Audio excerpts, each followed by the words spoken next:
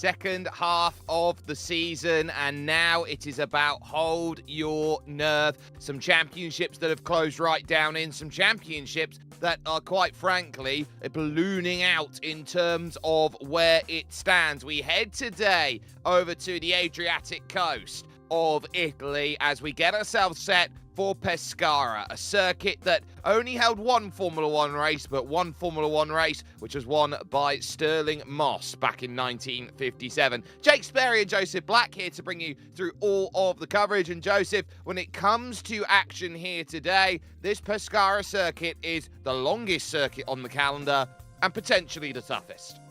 Yes, it certainly is. I mean, it's always difficult to go around a circuit that is as long as 25 kilometers or 15 miles or 16 even miles, and that is just ridiculous in terms of circuit size. It is the biggest circuit in Formula One history, 3 kilometers bigger than the Nürburgring Nordschleife, and we know how the green hell is perceived. So Circuito di Pescara, just that little bit more difficult, and well, it's so incredibly tight.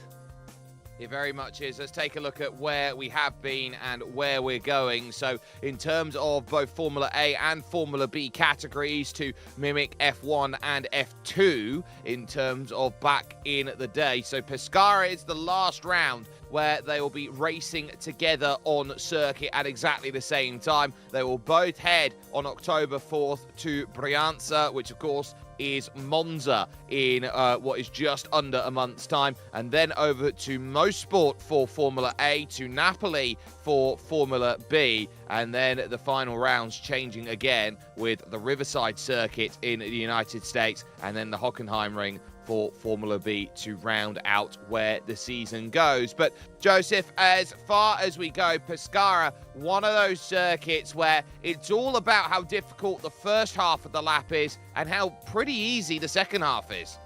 It certainly is, and it'll be a true test of all the drivers that we have here today as they'll head through the first few corners on the circuit. I say few, it's about 60 corners, but they'll be heading through the first sector or two of this lap with everybody else at Formula A and Formula B alike. So it's a very, very difficult circuit to contend with, and it'll be a very difficult situation for the drivers to have to contend with. 81 corners around the circuit in total, and, well, the majority of them very tight and generally twisting around people's houses.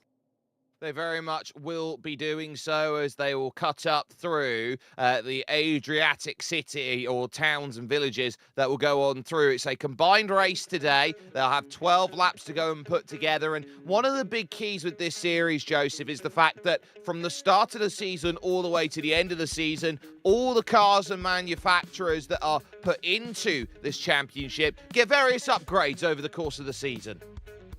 Yeah, they do, and well, it provides the opportunity for different drivers to rise to the fore. And today we don't have a lot of the drivers, so it's a win-win for those who've picked up upgrades and are also attending today in terms of their championship challenge. And we will head through the championship in a minute, but of course we have two of them, the Formula A and the Formula B, and they will contend around 12 laps of the Pescara circuit.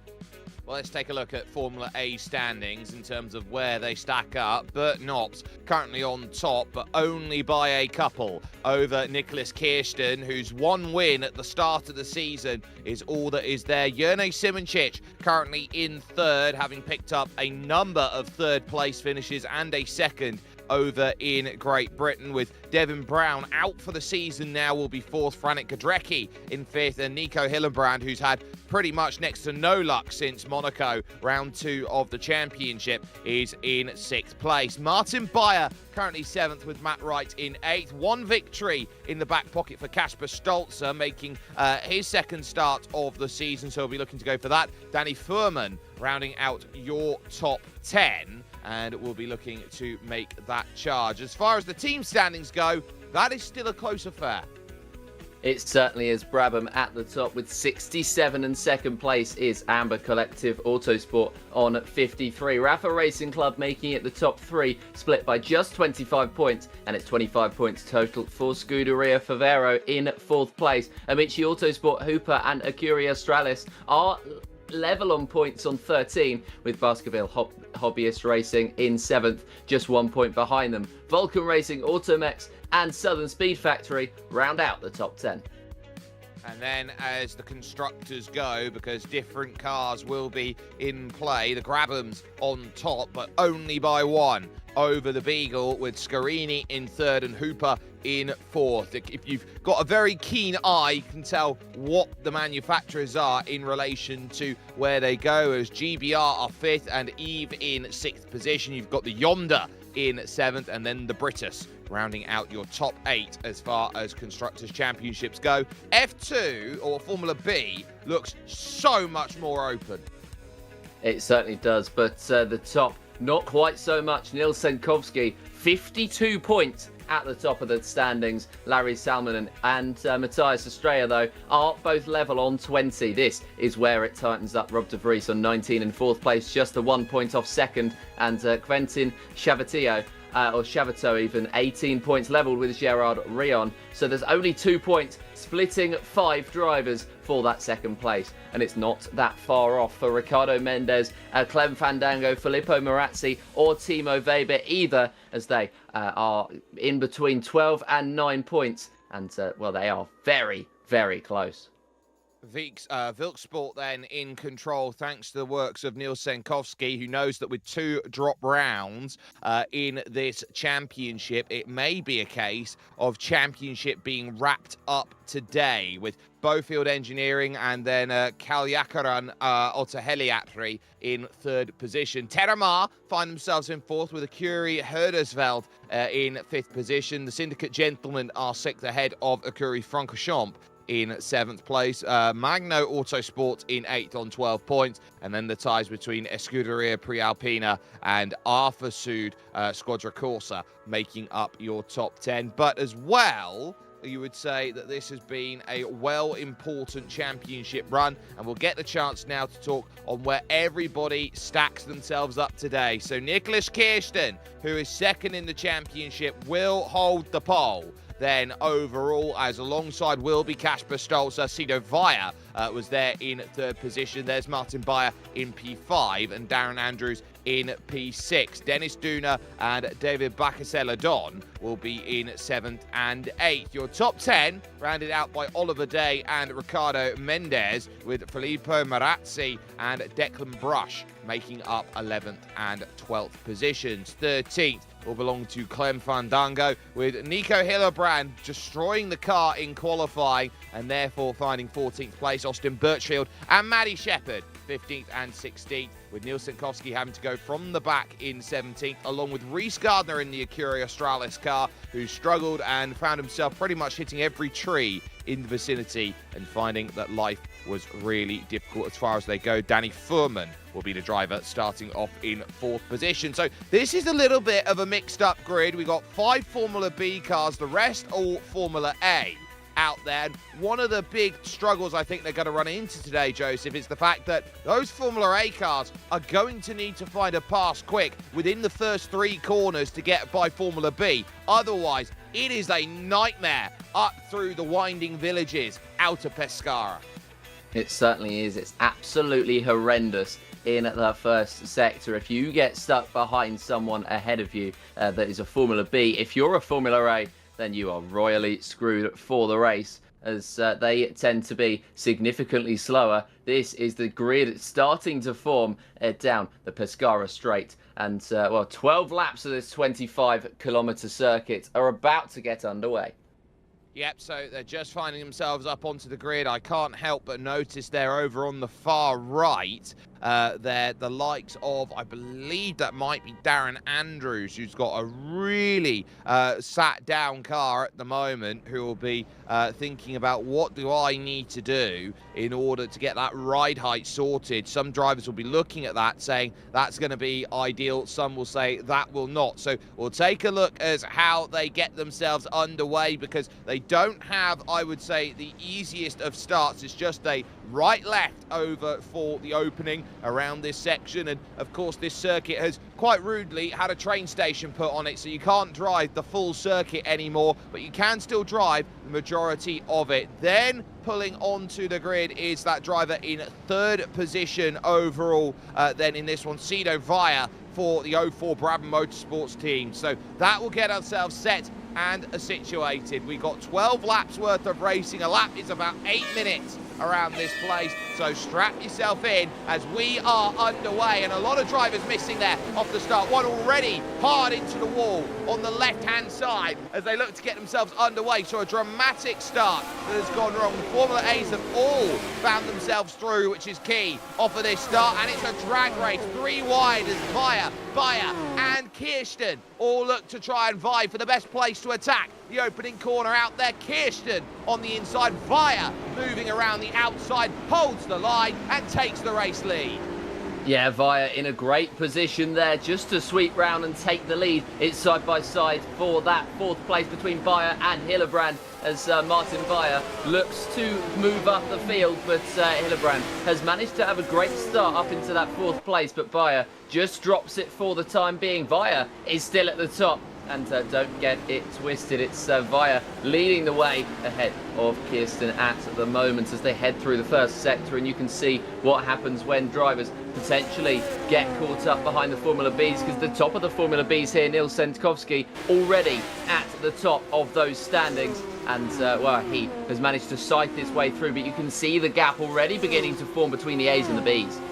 Yeah, and climbing the hill up to Multani Corner here, which will be a very sharp jutting right-hander 90 degrees, which Nicholas Kirsten goes through right now with the main championship leader not here today. It is a case of sit up, because Bert Knox will cede the championship lead with any result that comes through inside the top 7 from Nicholas Kirsten, providing that there's finishes. So out now through and up over the rolling hills here of the Abruzzo countryside that they will start working. Here's Kasper Stolzer, 1 start, 1 win for the Rafa Racing Club, very much holding the station wagon down with no Jerne Simoncic here today. And these drivers will look around and they might be running in their B cars here today, because some of them won't want to destroy the car and realise that if their best car is out of commission, heading to Monza, for example, they're going to need all the power down there, and so they might be running slightly worse spec than what is naturally applied here today at Pescara. Yeah, Pescara, of course, a taxing circuit as Stolzer gets the run out of the corner and pulls alongside. Is he going to be able to get ahead? We will see as Kirsten is back through the outside, and they continue side by side, but it is going to be a bit of contact as Stolzer just tried to tuck back in, and Kirsten not having any of it, just allowing him just to maybe build up that gap a little bit. Slide from Stolzer that he manages to hold on to, but this has allowed Via in the meantime to build up a 3.2 second gap. And this is what happens. You get caught up with side by side in one corner and suddenly it explodes out in terms of its variety, heading up towards Spoltore. Now the next section, which they'll be trying to work their way through, and the climbs up to the Villa Santa Maria and the Capelli is where they're looking at now. There's the big right of Spoltore corner, and as they enter the village, they'll be looking to charge. Great work by Nico Hillebrand, already working his way up to 4th position. There's the sign as they work their way through Spoltore. They'll be heading to Pornace next in terms of the next village along. So working through, you're counting the villages time and time again. Very similar to what you do, say, at the Nürburgring.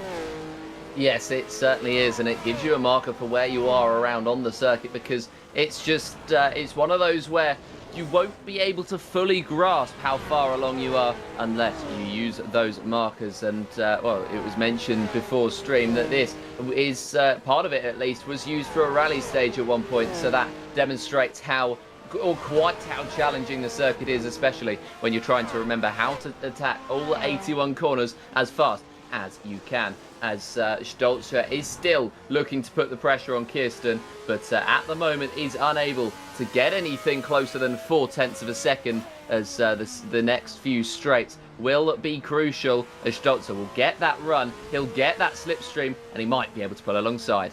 Well, the nature of this track, it's very difficult as they make the run over now into Villa Santa Maria here. This very tight hairpin right. It will be a 90-degree left off of the exit here. And now look, as they descend down through, they've got this small run over to Capelli, but it's the run on this penultimate straight which will be important through towards Molino, which is the run to Monte Silvano, and then the Madonna. Those are the places where top speed is going to play its biggest factor out there, and dancing through once more, looking for opportunity, descending down the hill, heading over towards the Capelli, this small left-hander, and then the big hairpin that follows. They'll go underneath this section of road, and there is one corner that leads onto the straight proper, which they've got to be very careful of. It's downhill. It's almost like running Eau Rouge backwards.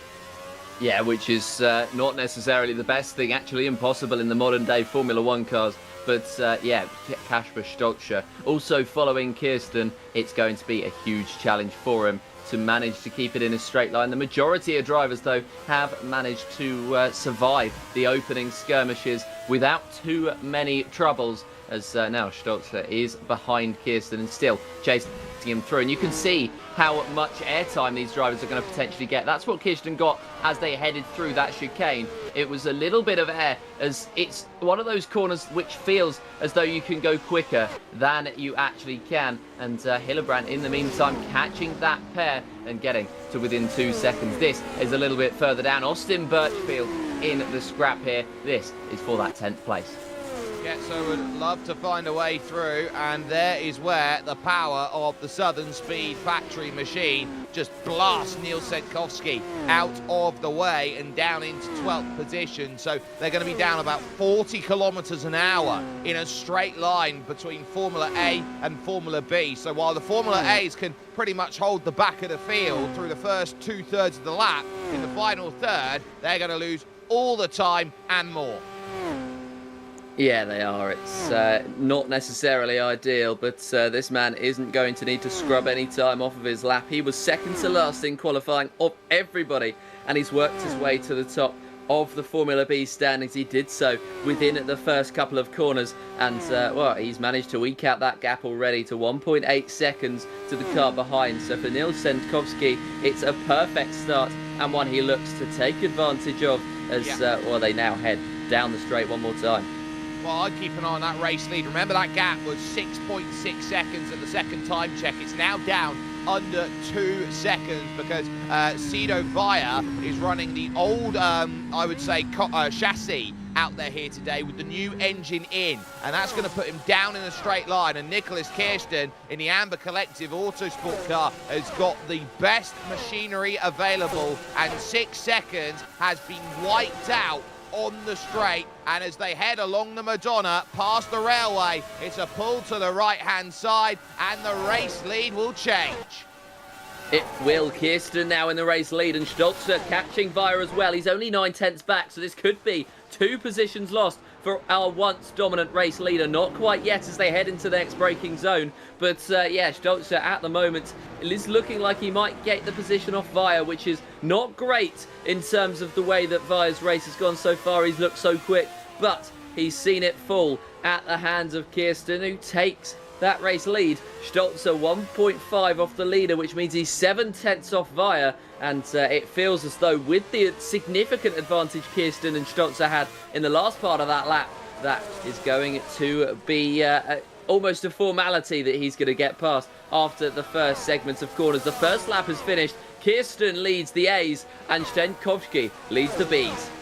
Yep, so the placement is important as they've worked through, and Stolzer trying to figure out a line into the first section then of corners, heading to Pescara corner, which will be turn 3, or named out on track, but not going to be close enough then through this first right and left. Now figuring out where Simo Via is good. Austin Birchfield now looking to be aggressive here against David Bacca-Celadon, and that will be a pass. David Bacca-Celadon running a really low ride height then along this straight. It's very much a case that the monocoque chassis there is just, I would say, rubbing against the floor under the brakes there. That yonder does not look very comfortable.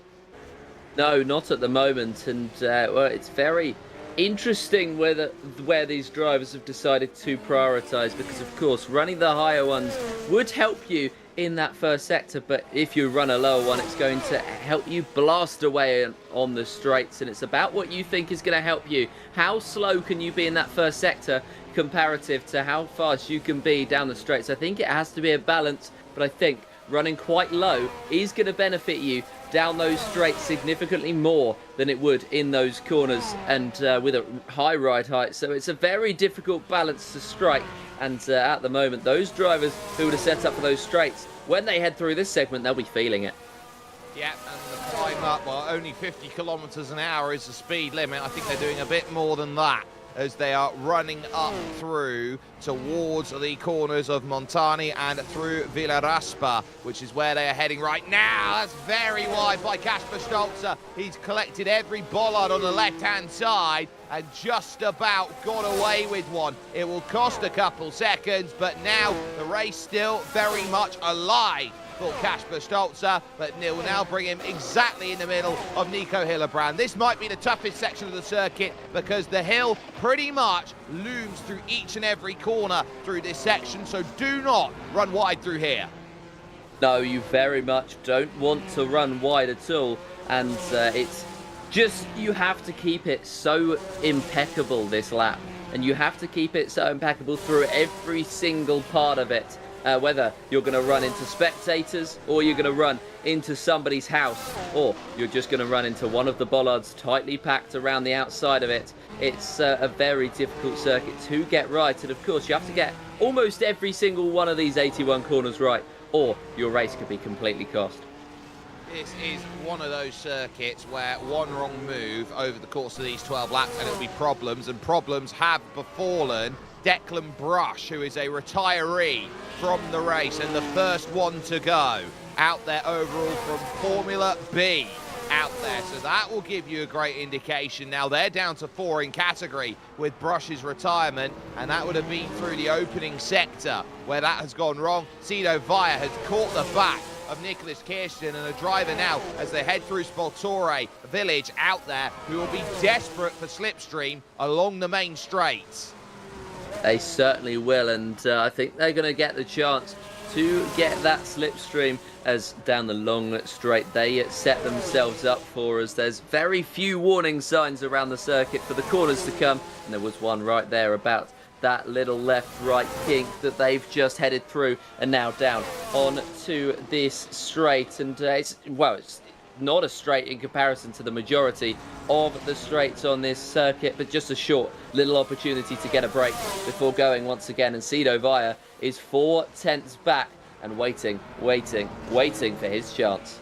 They've come out of Pornace and now they're heading to Villa Santa Maria, and trying to find a line heading over towards this very tight hairpin. Didn't quite manage it there. Stolzer watches on and waits. Hillebrand also trying to follow down through this section, and it's very much a scenario of can you hold yourself steady. It looks like now it's about where do you hold, because it looks like it's about keeping yourself on the straight and narrow. Look at the slide by Nicholas Kirsten, really having to work, moving on in towards the Capelli section of the corner, and through Capelli they will now soon go. This small flick left that opens up the hairpin and the run back down the hill, and they've got Stolzer in sight as well, so this will be a case of hold on to the train. And one of the few things of playing that game of risk versus reward out of Capella Sultavo, and now back down the hill again. The race back to the coast continues.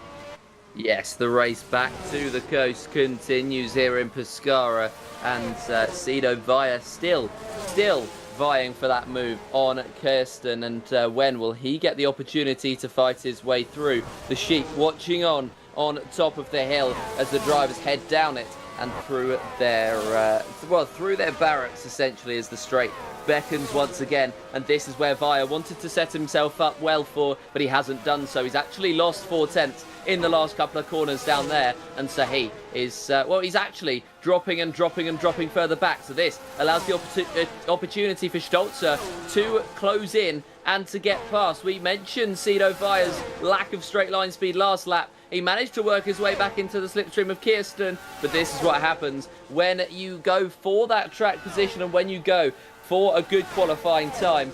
When you get that first sector right, it means that you're going to lose so much down the straight. And Cito Via dropping to third, Kasper Stolzer up to second, and I'd say the battle for first isn't too far off being back on. Yeah, the Molino then being the difference maker, and there is Nico Hillebrand, who is sat at about 3 seconds adrift of Cito Via and trying to close this back in. This was Declan Brush. Oh, he's gone straight into a storefront and a couple houses there. With that, he may have just caught the curb on the outside. It would have unsettled the car, and that's the difference maker. So someone's going to need some renovation with a new porch. Yeah, they certainly are. I wonder if they've got house insurance on that one. Surely they do, on the side of one of the most dangerous circuits in racing history. And, well, we'll see what happens with these drivers, whether anyone else has an issue just like Brush did. But at the moment, everybody keeping it on the straight and narrow. On specifically the straight as well on lap 2. Nicholas Hillebrand in that 4th place, trying to close in on Via. Yeah, David Bakaseladon, who we were saying was struggling a little bit in the Automex Yonder, has also retired from the race. So that's 2, and the first then from Formula A. And I think we just caught this one as well. So this is dropping down the hill out of Spoltore and trying to just cut the lot. Oh, the suspension completely gives way over the jump. He was just a little bit too close cutting over with that curbing there, and it has completely demolished the rear because of the low ride height. It certainly did. That is that's the balance you try to strike, and that is the balance that he got wrong, and the strike was to his rear suspension, which saw it just fly off and seen him out of this race. Unfortunate then for Celadon for the race that he's put up so far, and he is out of it. Nicholas Hillebrand chasing Via, and he's only 1.5 behind as a new best lap time for Kirsten. It's 8 minutes 11.555, and he has managed to eke out the gap to Stolzer to 2.5 seconds onto lap 3. And it's very interesting because they're running 8-minute lap times around here. The fastest lap that has ever been run in 1957 was about a 9-minute something out there in terms of what they're dealing with. This is the difference maker because this is 1967 machinery running a track that is 10 years old by comparison to these cars, and they found almost a minute on the generation of cars before them. Yes, they have, and well, that's the development of Formula One as it goes along. I'd be fascinated to see, in fact, how good or how quick a lap time they'd be able to get in a modern Formula One car, but dare I say it, the suspension would pop off just like we saw a couple of minutes ago.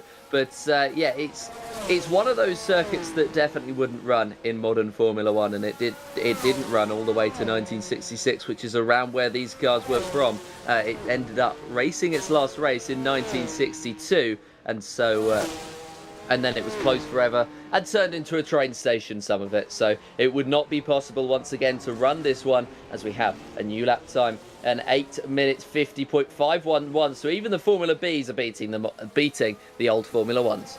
We've got Austin Birchfield down in the pits at the moment by the looks of things, so he's looking to try and get some service done before getting back out and away again. So only had a couple laps worth of fuel underneath to try and make that happen. It's a long lap here, so if you've got the car under-fueled, I would call that alternate strategy. And if you're looking at 2 laps, I'd say we'd be probably looking at about a 2-stop race by that matter of fact. But we'll see how it goes as they continue on. 5.5 the gap now for Neil Senkowski. Oliver Day currently in 2nd position at this point in time. And Oliver is someone way down in the championship standings with just 5 points to his name. 8 would put him up onto 13, and we're moving from 15th overall, if you can hold that position, all the way up to P7, depending on the likes of Mendes, who would move up, and Clem Fandango, who would also move up as well.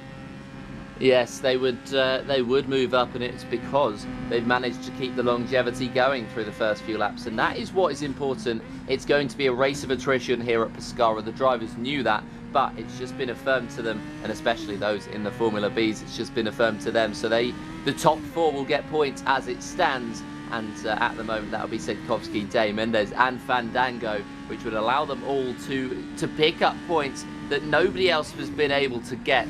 And in what is such a tight championship, barring the man up top, who is up top in this race, it is so crucial, as the majority of these drivers, in fact, are just about outside that interesting battle for that second place. It's split by 2 points. The only exception would be Mendes, but now he has the chance to fly up in there if he manages to hold on to this podium position. Fandango as well is going to be able to climb up from 12 or from 11 points even, which is just the one behind Mendes, and Day is all the way down with just the 5 points on the board. So this gap is going to close in for that second place. Lots of drivers opting not to race today, and it might bite them in the back.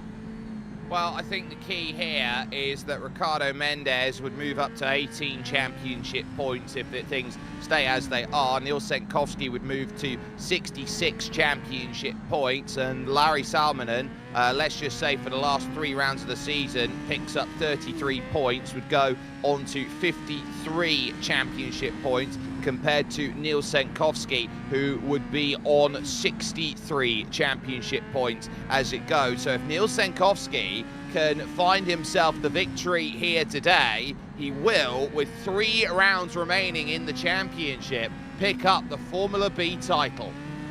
And that would be incredible with 3 rounds to go. That's unbelievable for Nils Senkowski, and that is a champion save just there. He's really just managing to throw it all the way through this Pescara circuit at the moment and show us what he's truly capable of pace-wise.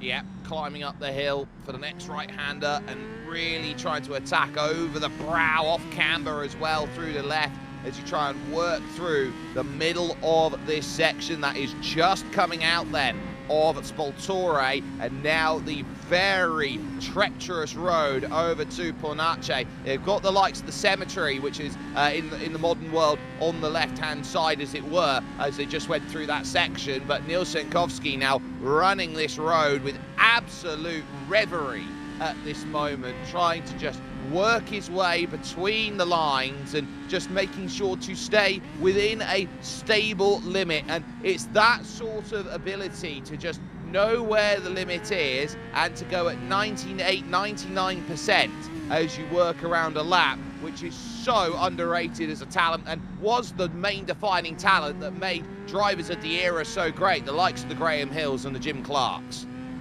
Yeah, Neil Senkowski, the way that he's driving at the moment, and I think the way that he's extracting this pace out of this car, is he's just doing a little bit of putting a bit down on the throttle while braking, which is generally in normal cars an issue and something you want to be rectified. But at the moment, Neil Senkowski is using it just to keep that minimum speed up as much as he can. And around this circuit, it is so crucial, because the majority of these 81 corners aren't complete braking zones, hairpin chicanes, all these sorts of things. They are mid-speed corners. You want to attack them, for example, like just there, he's attacked it at 130 kilometers. This is a bit of a different situation. Those are the corners that you would be expecting them to brake for, but some others, they might just be able to lift. Some, they might just have a really easy dab on the brakes. Some are just a downshift.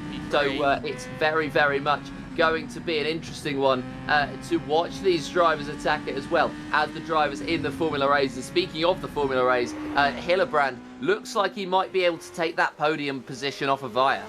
He wants to, but as you can see, those gaps are about 4.5 seconds about as Monte Silvano has come into view. So he's taken 2 seconds on the first straight, and I think he's looking for 2 more on the second straight as well. So on the Madonna, this is where you're trying to build up that margin. And when Nico has spent the entirety of qualifying pretty much, Joseph, sat on the sidelines, unable to go through as his in-sim mechanics try to repair the rear of his car, he is pretty much blind running into this. He hasn't had the lap times, so to speak, or the lap time, or the lap track ability to go out and run those laps. So because he's been so stuck, because he hasn't had the chance to run as much as he'd want to, I would say this is going to have to be a case of understanding the circuit on the fly and understanding what you need to do. This final chicane, the only ever change that was made to this Pescara circuit in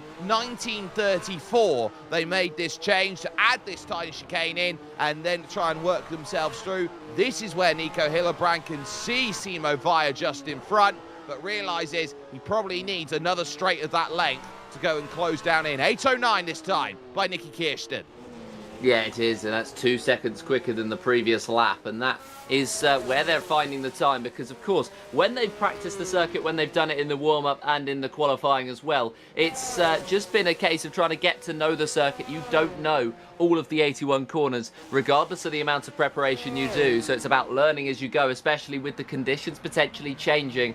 But at the moment, Kirsten learning the circuit and getting 2 seconds quicker. It can also be a case of the cars getting lighter, and so it's just a little bit easier to throw it through the first couple of corners, so expect the likes of Stolzer to be, you know, matching potentially Via's times as he tries to just throw the car through the first few corners and through the first around 60 corners in that first sector. It's a great opportunity then, as the cars get lighter, for the drivers that have set themselves up for the straight to just go quicker and quicker and quicker. Nicholas Kirsten has not won since the opener in London in South Africa. Had got second place over in Belgium, the Netherlands and Belgium, so over at Zandvoort for round 3, and over, of course, as well at Spa in round number 4. Did not score in round 5 over at Silverstone, but over at the Nürburgring at the round 6 last time we were there, it was a 4th place finish for Nicholas Kirsten, as Maddie Shepherd now, who started from the pit, she's now got to try and work her way past Neil Senkovsky, and then she'll be on her way to trying to attack some of the Formula A's which are out there at the moment. Penultimate corner. Yeah, penultimate corner for these drivers, and we'll see what Maddie Shepherd is able to do in that 10th overall spot and chasing down the car in front. And of course, Maddie Shepherd in the red in behind, and can she pull through and get ahead? Yes, she can, as Senkovsky fastest lap for the Formula Bs, an 8:46. 48 even, 0.130, and that is just so much quicker than everybody else. That is absolutely crazy. He's now 8 seconds ahead of Day, having started, let me remind you, and I'll remind you, I'm sure, again a few times before the end of the race, he was last or penultimate driver on the grid, so he was on the last row, and so his drive has been exemplary.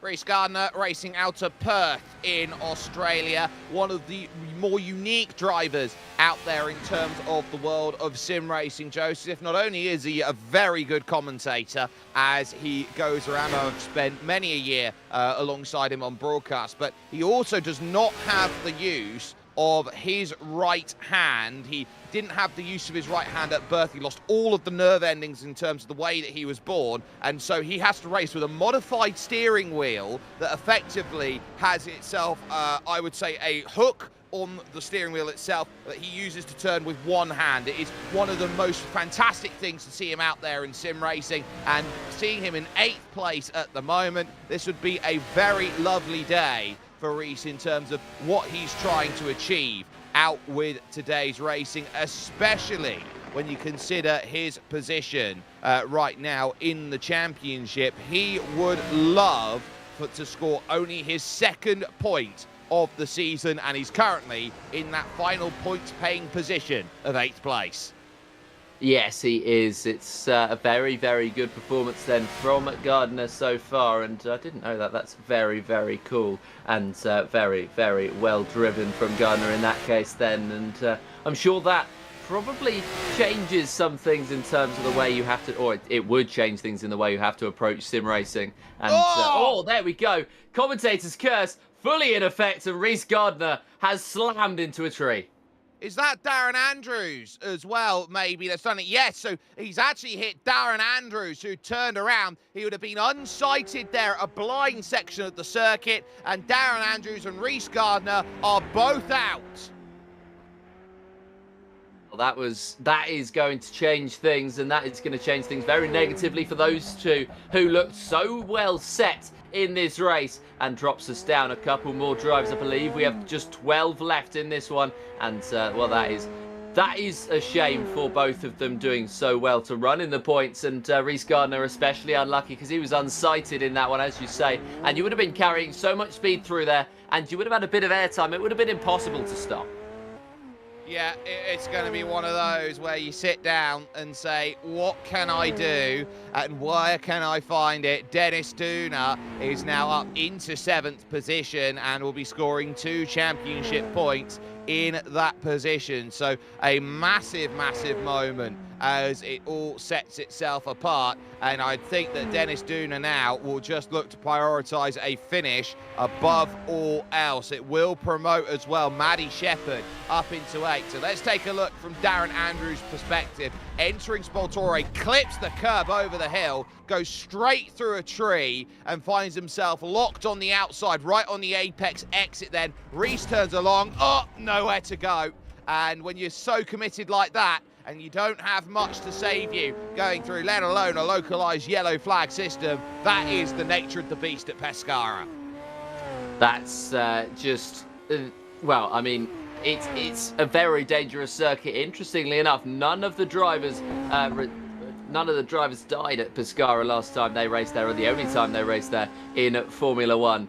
And well, there was only 18 drivers there, and Ferrari avoided it due to the safety issues, and that is typecast what the problem they were trying to avoid is. But now these drivers still tried to push their way through that. Should not change their approach. And well, we're going to get a replay here. What's happened to Nicholas Hillebrand as he headed through the next few corners on the track? He's just had a bit of airtime, and that is our next driver out.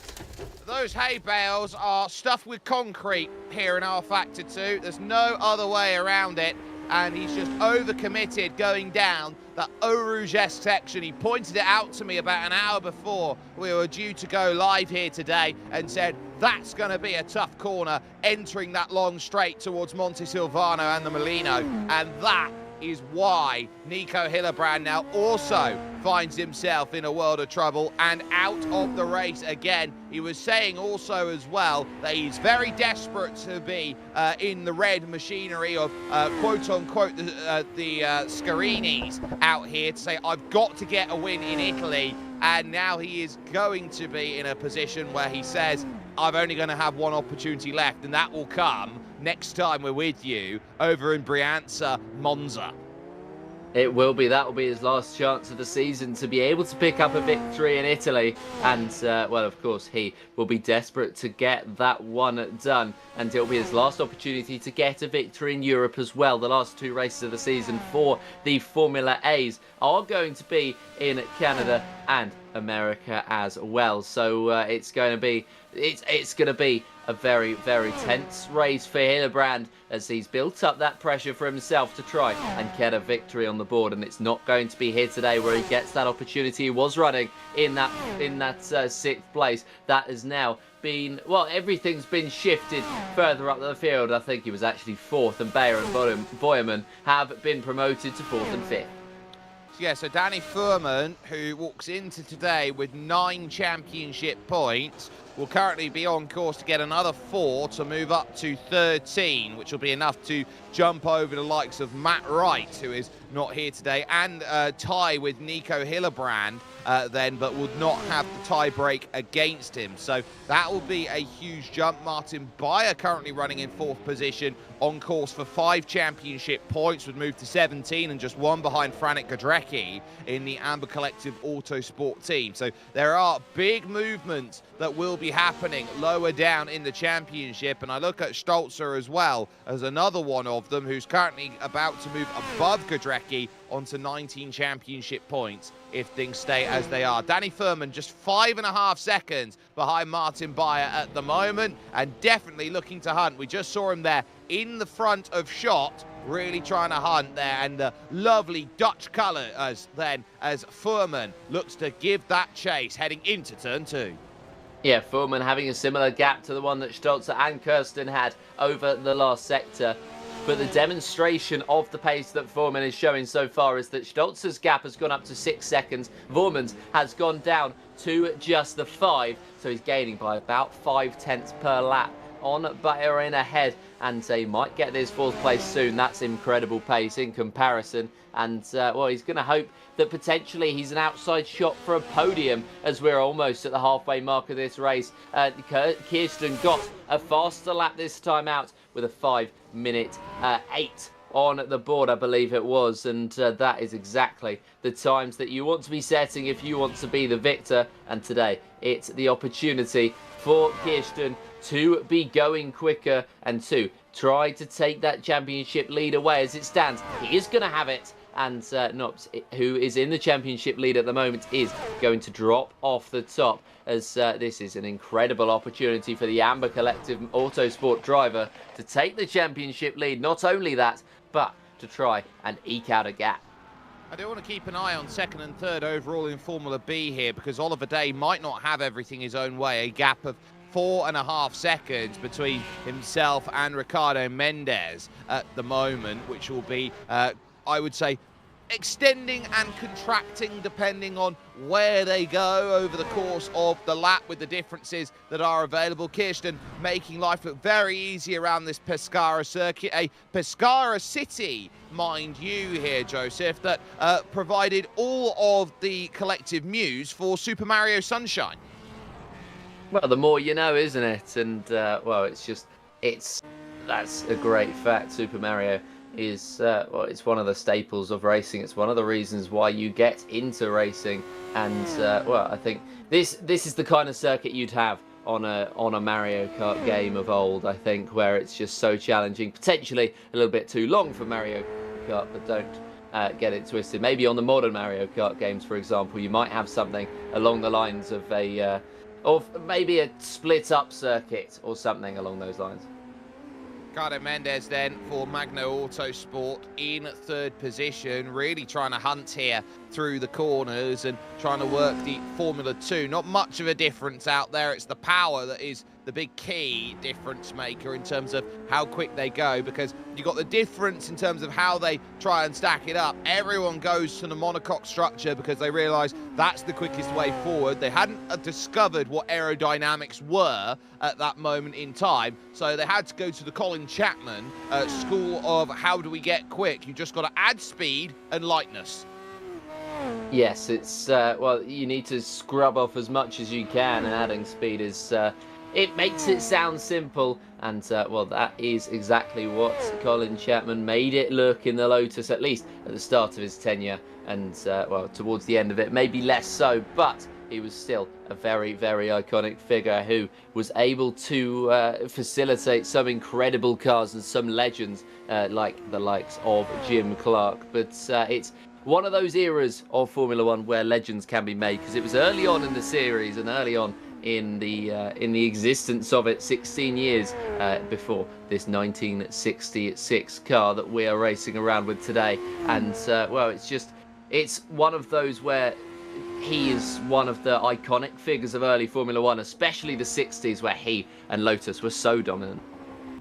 Yes, and this is just building up here over these rolling hills just outside of Pescara, over towards some of the bigger mountains out there like the Monte Amaro and the likes, as you walk around the Parco Naturale Regionale Sorrento Velino. Over the top of that, you are then on the road to Rome as you go through the likes of Trivoli, for example, Arceli, Carsoli, and the Tirana de Borgose as you run on into Rome. Kasper Stolzer, 4.5 seconds adrift at this stage. Oh, getting very close there. Again, running up over the top and running back down as you go through the top side of the circuit, out of Villa Santa Maria and now over to Capelli, and really having to work a lot of rotation going through, and Timo Vaya is out.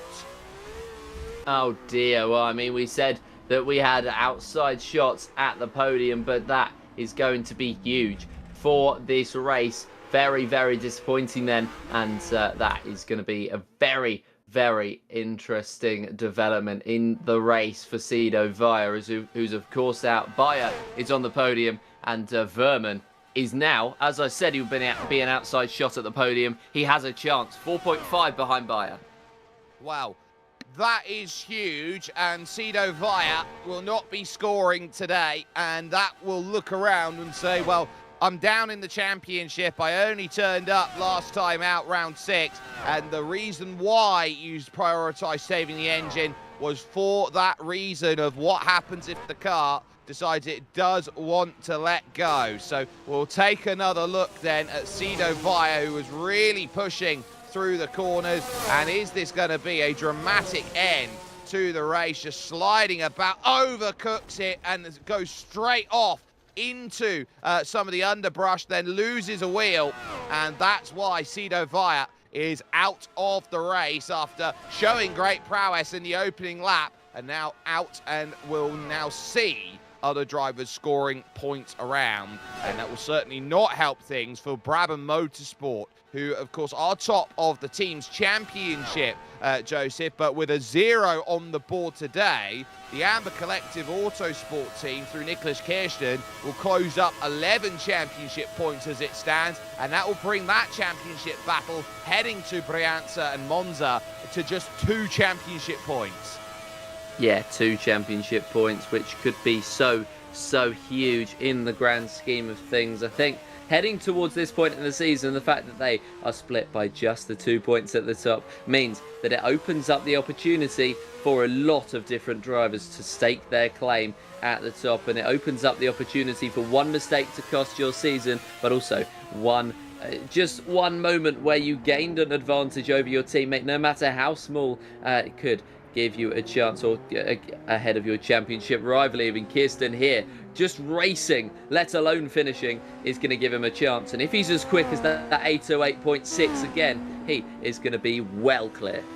And 807.6 on that last lap, and that was a full second quicker than Kasper Stolzer. Then to build the gap to 6 seconds, Ricardo Mendes is closing down the gap here to Oliver Day. Lost 1.6 seconds on the last lap, going through this small transfer section where Sido Vaya came unstuck and trying to work down the hill then and onto the main straight that they look to try and find passes on. Ricardo Mendes has really been putting in the work, I would say the hard yards over the last few laps, and saying as you charge back towards the all-important base of Monte Silvano, it's about carrying speed and momentum, but you can't just put the foot down to the floor in these cars and expect the car to do everything that you want it to. You have to measure it with how much damage the engine will take by putting the foot down. And Ricardo Mendes then, if you have himself a little bit of a weave over to the right-hand side, a little bit aggressive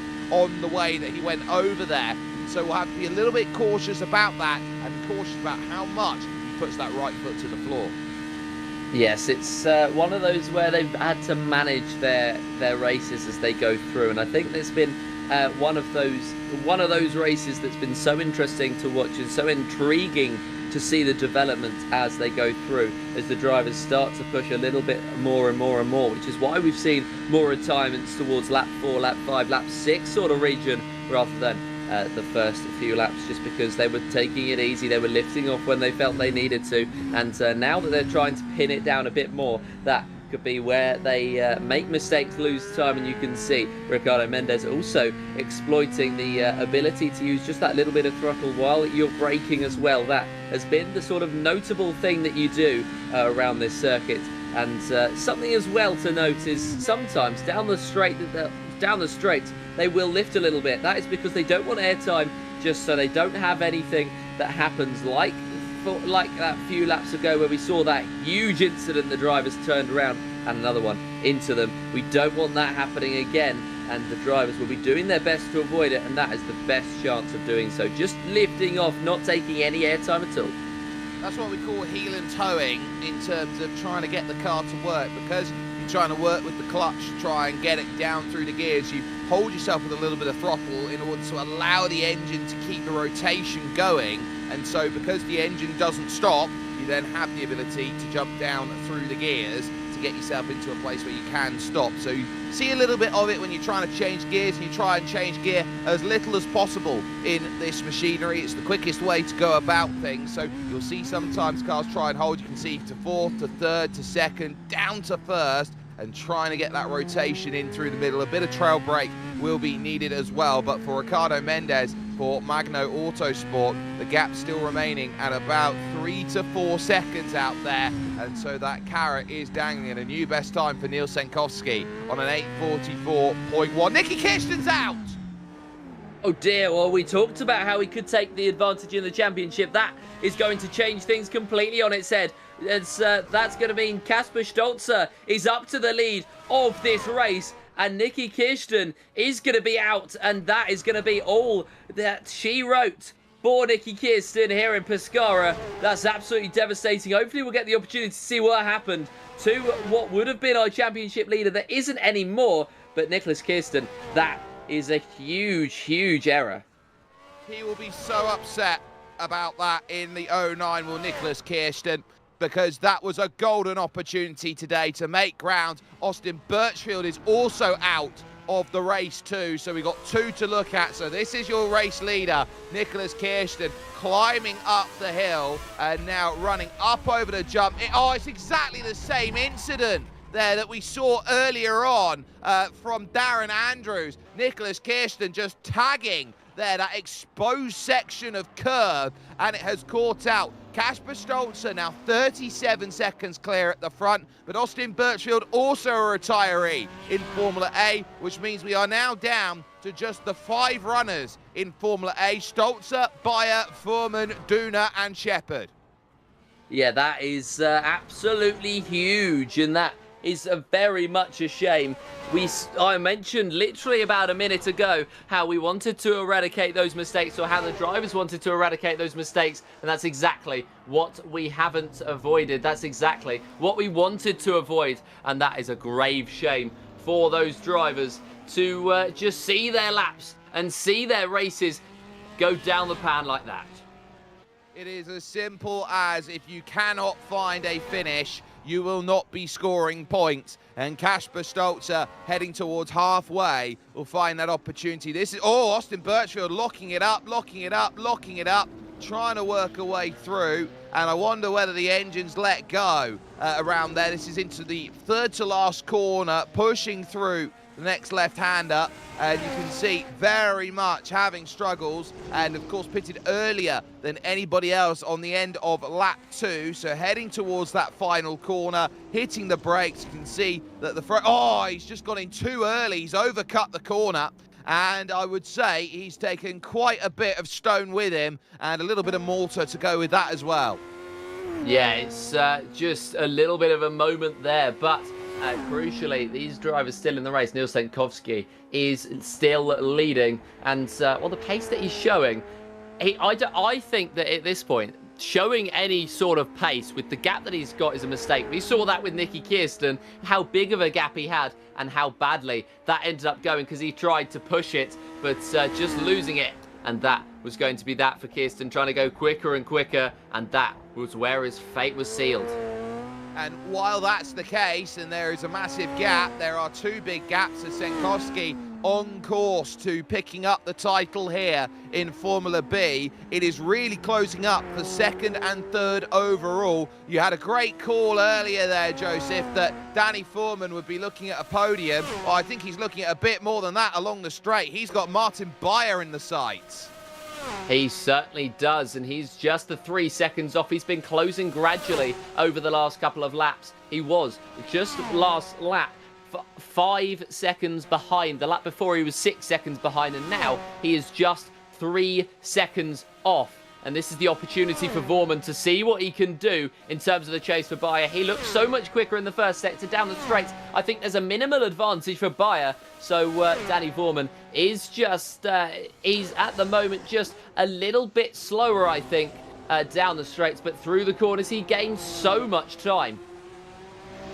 And looks to really try and stamp his authority through the tight and twisty rather than along the straight. So if he's a little bit down on power on the straights in the Amiki Autosports machine compared to the Scuderia Favero that is being run by Martin Bayer, I think that is going to tell you quite a bit of a story out there overall. Scuderia Favero running the Scarinis out there, and Amiki Autosport, a mixture of the Hooper, Yonder and Eve, and I believe it would be the Hooper that Danny Fuhrman would be running out there here today. So there is definitely that sense of, can I go and chase that down along the Madonna next to the railway on the left-hand side. As we noted earlier on, in 1988, they took that single track of railway and they changed it to a whole station, which is known as Pescara Centrale.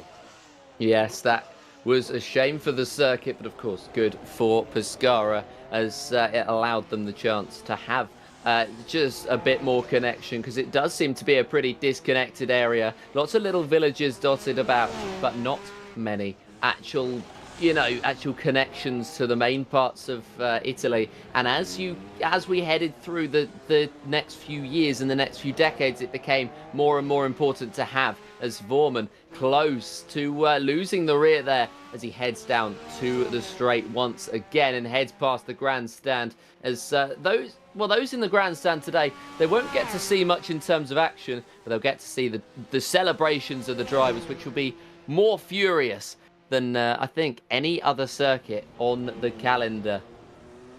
But that is the nature of the beast here with this old school style of racing. It was a case of you got the ticket in town and they'd line up with over 200,000 people across the circuit. So they'd all come out from the various villages to come out and see all of the racing. But even if the gaps were huge, and I do need to point this out, that the winning margin in 1957 was a cool 3 minutes and 14 seconds by the time that they hit the line between Sterling Moss and Juan Manuel Fangio. Fangio in his Maserati at the time, having pains in his right shoulder. You would say that this is actually a really entertaining race at halfway by comparison. So they've certainly got some wonderful action going along. And Danny Fuhrman, though, that gap, 5.3 seconds. So over that last lap, it was a case of, okay, it's about 4 seconds, but was able to chase down 1.4 seconds on the last go. Maddie Shepherd also chasing down. She started from the pits, mind you, Joseph, and I think that might have been a very clever decision to do, because she's eyeing up 4th place now, and Dennis Duna. Yes, it's a great opportunity for her. And actually, Clem Fandango at the bottom of the Formula B's, his race start was quite literally, he said, I'm going to pull over and let the Formula A's through. The Formula A's have come through. Maddie Shepherd was one of those who overtook Clem Fandango, and moving on to lap number 7 is 2.7 in behind Duna for that 4th place. Are they going to be challenging for the podium positions if they stay as they are? No, but if there's one mistake drawn out from the top 3, as we've seen on multiple occasions so far this season, then that is when it switches. But this is lap number 7 now, and Maddie Shepherd is closing on Dennis Duna at an absolute rate of knots. Yeah, and a massive kicker tail hitting the brakes will be a little bit of a scare through the inauspicious opening sections of this circuit. It's the widest section of the track compared to what are the narrow roads up as you go through, which are at best, you would say, 2.5 car width wide. They are very much a case of your local road compared to here, where you're very much within the city streets at the moment. The track will narrow up as they exit Pescara and climb up the hill over towards the Montani section of the circuit, and then over to Villaraspa, which is the next town along from that. So small flick left, having to find a light bit of braking to get 1.7 seconds, and on the brakes, this is Montani corner. Massive amount of opposite lock needed from Maddie Shepherd through the corner, so she's pushing hard on the brakes to try and close down every single second. Yes, and at the moment it does appear to be working. 1.8 seconds behind, and it is coming very, very quickly down, and soon it will be down ever further, to the point that Maddie Shepherd gets that slipstream and, gets into the back, and all of the mirrors of the Brabham up ahead And yeah, the opportunity will be rife for Shepherd to get through. 1.7 now is the gap, but a little dip onto the grass has seen it come back up to about 2 seconds. But just, you know, those small mistakes aren't costing her that much at the moment with how much she's closing in. It's now back down to 1.6, now 1.5. And, well, I think she's going to catch before they even get to the next straight. Well, I think they're running through section upon section upon section, and they'll be looking around at the likes of Spot. Oh, well, you get a pass like that. Climbing the hill goes Dennis Duna, and will now have to try and get back up to speed, trying to work out, is there any damage then going up over the top like that? The suspension will be very much not happy. Look at the way that it slides about at about 5 seconds. Back up to speed again, but critically kept it in check. So a very lucky lad is Dennis Duna here for Brabham. Yeah, very, very lucky at the moment. And, well, Maddie Shepherd moving up to that 4th place. And that looks like the end of that fight at the moment, as well, the drivers aren't really together on the circuit. I think this is the first time where there hasn't been a battle brewing, as Verman has actually dropped off the back of Bayer. He was applying so much pressure, but he's now 7.2 behind. So I'm sure a mistake somewhere or something along those lines he has had, and it went just that little bit wrong. But yeah, Vorman is going to try and stay in, as that's another kick of oversteer. And it's just interesting to watch these drivers make those small mistakes. They're starting to creep in now, and a small mistake can have a big consequence. Like that, just as we cut away to replay. So Dennis Duna has found himself in church, quite literally, as he went on through. You can see he's over-committed into the corner, the front left locked up, and very fortunate to get that back down on the ground, just lisking up the hill and back down again. But that secondary hit not doing much help either to the suspension, now at 11 seconds back. So we'll see an eye on the front right. Once one mistake creeps in over a circuit like this one, Joseph, more are bound to follow, because it is so reliant on flow.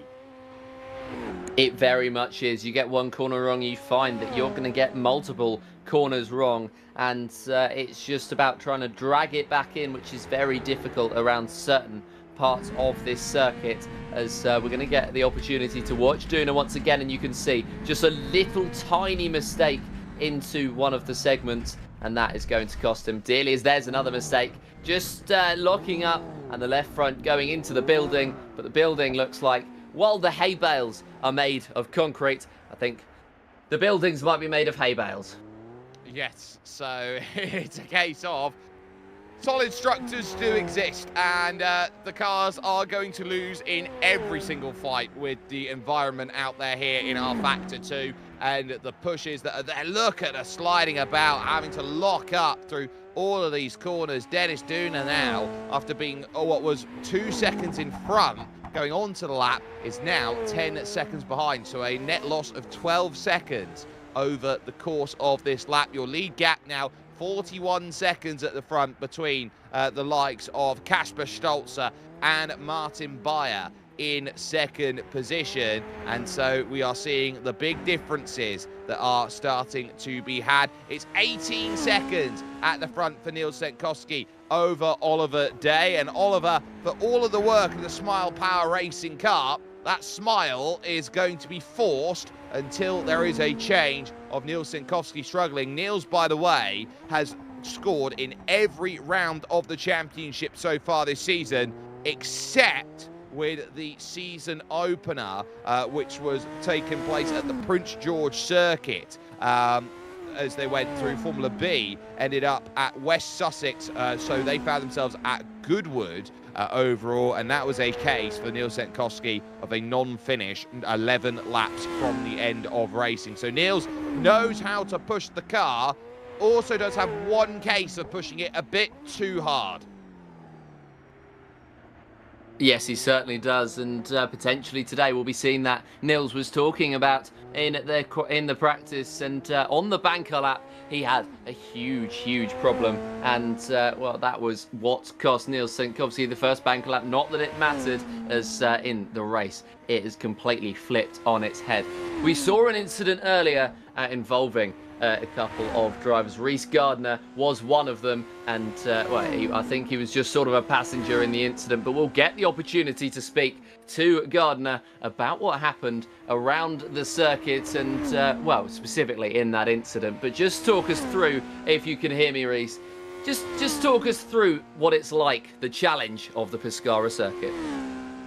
Well, I guess the biggest challenge was no yellow flags. So when I was coming up to where I had my crash with Darren, I was fully committed to the corner. I had no idea he was on the other side, and there were no yellow flags being displayed. So I had literally no warning that he was there. I'm sure that, there's similar situations like that have happened in real life, but yeah, it just didn't feel great. Having my race end like that, as pretty much every race I've done has. Well, Reese, I'll send the apology out to you, as I've already done already, because we were just talking up on how much of an effort it is for the way that you have to race, with the style of how you have to race, with the issues that you have, the disability that you race with. And you were in the points-paying position, and just as we'd done celebrating you, Darren decides to ruin it all. Well, Darren and I have already talked, and we both agree that neither of us did anything wrong there. It was just really terrible luck, a bunch of extenuating circumstances. It's a blind corner. It's one you really need to commit to. You can't see around the buildings or the trees, and no yellow flags once again. So it took me completely by surprise. And of course, it's a very difficult circuit as a whole. I mean, the no yellow flags is going to be a whole different issue. But just how difficult is it to prepare for what is going to be an over 8-minute lap? Oh yeah, it's rough. You think the Nordschleife is challenging, Pescara is even more so. I mean, technically the lap is, round about the same length thanks to the 2 long straights. And I guess what really hurts as well is that, me and Darren, we were driving the most powerful car on the grid, so we had the straight line speed advantage down those straights. But trying to follow these roads, learning this circuit, it was a very big effort, and there's very little margin for error a lot of the way around. I'd probably still say that, once I got used to it, I felt like it was a bit easier than the Nordschleife to learn. I knew what was coming up, and I knew that I could, where I could carry speed, where I could afford to back off a little bit. I think the most challenging part is a lot of those downhill corners, especially the exit onto the back straight. You really got to nail your run through that final S and deal with the bumps as well. There's so many bumps around this place too. Reese, what lessons do you take from today heading over to Brianza, or shall we say Monza, in just about 4 weeks' time? I honestly can't tell you, Jake, because I have yet to even finish a race this season in my primary car. The only race I was able to finish was Silverstone, and I was in my backup car for that one, the slower sort of F2 chassis with a bigger engine. So, yeah, I'm sorry to say I don't really have an answer. I don't think I've learned much of anything this season. I haven't really had the chance to. Well, the one thing we can say from Reese Gardner is he has learned that this has been a very tough season so far, and thanking him very much for joining us right now. Had himself a really, I would say, difficult experience there going on through. So Reese Gardner there joining us and picking up a retirement here today from Pescara, as has, over the course of this race, 8 of the 17 drivers who have taken to this one, down to just 9 runners going in this race. And Joseph, to say almost a 50% attrition rate here in this race shows the complexity and difficulty that this track always seems to bring up. Well, I said at the start, I think I said a couple of times across the broadcast, it was going to have to be a race of attrition, and that's exactly what we're seeing today, with any mistakes being harshly punished, and the rare one you can get away with, but that is just one of those things where it's just, you don't want to make a mistake at all, and there we go!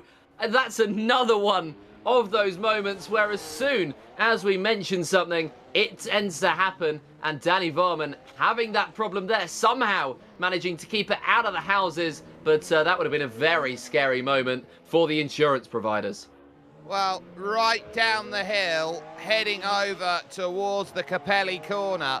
That could have been everything and more for Danny Foreman. It was a case of trying to push against Martin Beyer. It's given 16 seconds worth of buffer, and Danny now will have to try and keep the tyre temperatures down after a spin like that and keep himself on the straight and narrow, knowing that he's just got to maintain himself now through this section, dancing through the lefts and rights, now heading towards that straight to Monte Silvano, and again having to correct down the hill when that negative G hits, and now hoping that Danny can keep himself on terra firma. The podium remains safe. Remember, Danny's still got 94 seconds worth of margin over Maddie Shepherd. Yes, it's one of those things where completely now these drivers are going to start to look at their own championships. Potentially, they're going to be looking at them while they're heading down the straight. And Varman now on that podium. Shepherd now within 100 seconds. But the fact that it's a 100-second gap, I think, demonstrates the fact that nobody is going to be able to bridge it, especially not Maddie Shepherd, as Duna is going to be 27 off of Shepherd as well. So that is over 2 minutes, the difference between Varman and Duna and Maddie Shepherd, in a very lonely spot there, as there is another little moment from Ricardo Mendes just dipping a tyre into the grass, and that is just, it's not ideal, but it's again one of those mistakes that's not going to be punished. Ricardo Mendes throwing his car still through this lap, and I think this is where the attrition rate does start to really come in, as well, you've had to push your car through this first sector, through the first 60 odd corners, but now it's very much a struggle, because they are at a point where the fatigue is going to start setting in, and then it's just going to go all sorts of wrong. Into the pits comes Clem Fandango then, 8 laps in, so that will be a dedicated pit stop, and it will allow Kasper Stolzer to then go by without needing to rush about and have any dramas at all. So the Bofield engineering car into the pit, but Ricardo Mendes now is looking around thinking, where can I find that opportunity to jump up, to gain that place and to gain that time? He wants, at this point in time, Joseph, an Ollie day, but ultimately he's 5 seconds down the road. Yes, it's not too terrible for, well, it's not too terrible at the moment for any of the Formula Bs. Clem Fandango is in the pit lane in that 4th spot, so still 4 drivers and a lot of points picked up for them today. We got a little bit more information about what happened at the race start, because of course we saw that there was a driver off into the hay bales before even the first corner, and that was Austin Birchfield, who got caught out by the starting horn and just tried to avoid a couple of the drivers who did get caught out, and in the end it just ended up in himself getting caught out and being thrown into the haywall. So it certainly did not go very well for him, and well, that was the start of what ended up not being the greatest race for him. This is what happens when you get no practice and you go to one of the most challenging circuits on the calendar. Oh, it very much is the most challenging circuit they will deal with. And so on the opening lap of the race, it all went wrong. But there is Kasper Stolzer, who leads this one outright, 48.5 clear of Martin Beyer. And on that last lap was 6 seconds quicker. And he's dialed it down from his fastest lap of the race, which is an 8:08.7, did an 8:12.3. on that last lap, so definitely not pushing at a level which says I am lightning fast and I need to go at 100%. Still well within the realms of what is needed to happen. Clem Fandango has now left the pits and will be back out and racing again, but critically after that pit stop is going to be a full 2/3 of a lap down on your overall leader in class, which is Neil Senkovsky. Yes, it's a big gap to have, and Senkovsky has been so good at the top of the Formula Bs at the moment. Martin Beyer in the Scuderia Favero is in that second place in the Formula A's. The gap between, Senkowski at the top of the Formula B standings and Mendes in third place is significantly smaller than the gap between the first and the second in Formula A, which shows how Stolzer has just grabbed this race by the throat. He saw the retirement earlier on from our race leader, and that was that for Nicholas Kirsten, which meant that Stolzer was able to take the race lead, and at the moment looks set to take the victory in this race with 3 laps to go. But 3 laps is an incredibly long time around this circuit. 24 minutes at least is what they're going to be traversing, and Stolzer continues to lead the way, knowing that one mistake could cost him his entire afternoon.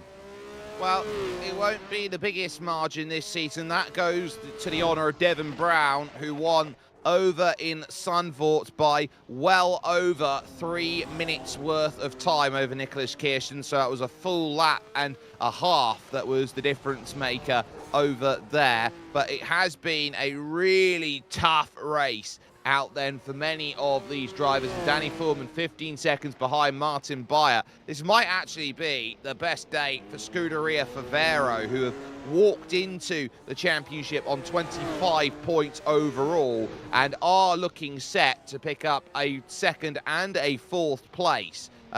Just a second place here today, so they will jump up and gain a couple more points out there. But it's a lovely day for the way that they've been trying to put it together. Martin Beyer has had a nothing has gone wrong day, just hasn't had the pace. But this is one of those where you sit down and say, I will take the finish over anything else. It would be another 8 championship points, and it would be good enough to move up to 20 championship points overall, and would be enough to move to P5 in the P6 in the championship, with Kasper Stolzer expected to leapfrog in the race lead. And Scuderia Favero's cheeks will now be clenched, as Jake, currently on very good form so far today, for jinxing things, is trying to get rid of 2 more drivers from the scene. But no, it's it would certainly change up the results, but we've had that so many times in this race where so many drivers have been in contention, especially in that Formula A race, where suddenly we've seen mistakes drawn out and moments made where these drivers drop out. And Formula B, it's been a little bit more cut and dry. Nils Senkowski at the top for Vilk Sport is 19 seconds ahead of Day in that second place, and that has remained pretty consistent. The only thing it's done is gone up lap by lap, and that is the way that one's gone. So that race lead in terms of the Formula B's looks cut and dry with just those 3 laps to go, but Formula A could be all to play for. And we'll see towards the end of this stream and towards the end of this race as to whether they're going to be able to hold on to it, knowing the mistakes that were made before. It's something that could potentially happen, but something that hasn't quite happened yet. And of course, here at this Pescara circuit, Pescara is no stranger to sports. Of course, they have a wonderful football team out there of Delfino Pescara, which has been in place since 1936, which has had 7 seasons in the top flight of Serie A football in Italy. But critically, when it comes to their footballing action, for their 7 seasons they've had in the top flight, Joseph, they have had 6 relegations. Well, I mean, it's certainly not ideal for them, and it's one of those places where sport isn't necessarily the most proceeding factor, but of course, if the Delfino Pescara team did get good, then suddenly I think you would have football fever around the place. Of course, they did used to have this, which was a big event, as most races around Italy were, and it's unfortunate that we see only the likes of Monza and Imola still intact, because the street races in Italy always delivered. The likes of the Mille Miglia and the Targa Florio were both incredibly iconic races, and they're still run at the moment, as what has happened here to Duna in 5th place in the Formula A class. Yeah, Dennis Duna now out, and that will mean just the 4 finishers then to deal with, and that will be a big changer for what they were looking at, with just 4 laps of racing to go. That will be your, again, another retirement, and we'll put over half of the field out. So dropping down the hill, this is climbing up. Big wiggle, 1, 2, 3, 4, taking every single bollard, going through a farmer's field and finding a tree. Well, the farmer won't be very happy with that one. He's got an extra car to add to his collection. So maybe actually on reflection he would. He'd love that car, but maybe not in the state that it would be, having been driven into his crops by Dennis Dooner. And that's him out of contention for this race. And it allows the 4 Formula A drivers at the top to get even more relieved pressure and just be a little bit happier with themselves. Every single time somebody will retire in the Formula A class, they'll be just that little bit happier, as they know that they've done a good job. But it also tenses them up, knowing that more mistakes can be brought out, and there is even more of a chance than ever that they can retire. Lap 10 of 12, just a couple to go, and well, it'll be nervy times for the top 4, as they know that making one mistake can breed another, and that's exactly what's befallen the majority of the drivers here today. I tell you what, I want to give a lot of credit to this Formula B category. They had 5 drivers walking into this one, and they've still got 4 going right now, and they've got as many as Formula A right now. Oliver Day has driven a very, very accomplished race at this moment in the number 52, and has had to, because of that 5-second margin to Ricardo Mendes, who is then 7th overall in position number 3 in class. So Oliver Day has been forced to drive at this level, which has only been a couple of seconds a lap each and every time against the likes of Niels Senkowski. It's been wonderfully done. In fact, Niels' last lap was 0.6 of a second slower than Oliver Day, who was fastest in category. So is this going to be a late turn in terms of the momentum? I don't think it's going to be a late turn in terms of the positions, but it'll allow Oliver Day the opportunity to be happy with his performance a lot more than he would have been, because he knows he can be the fastest out on circuit. And well, that's not something he could have said so many times this year. His best result is a 4th place in Great Britain in the Formula B standings. Of course, that is when they headed to the circuit in England, and for Oliver Day, that would have not been a very, it would have been a day that promised more, and this is the more that he would be hoping to get. 2nd place at the moment, quicker than Senkowski, and the man 15th in the standings might be looking late on in the season with how tight it is at something like a 2nd or a 3rd.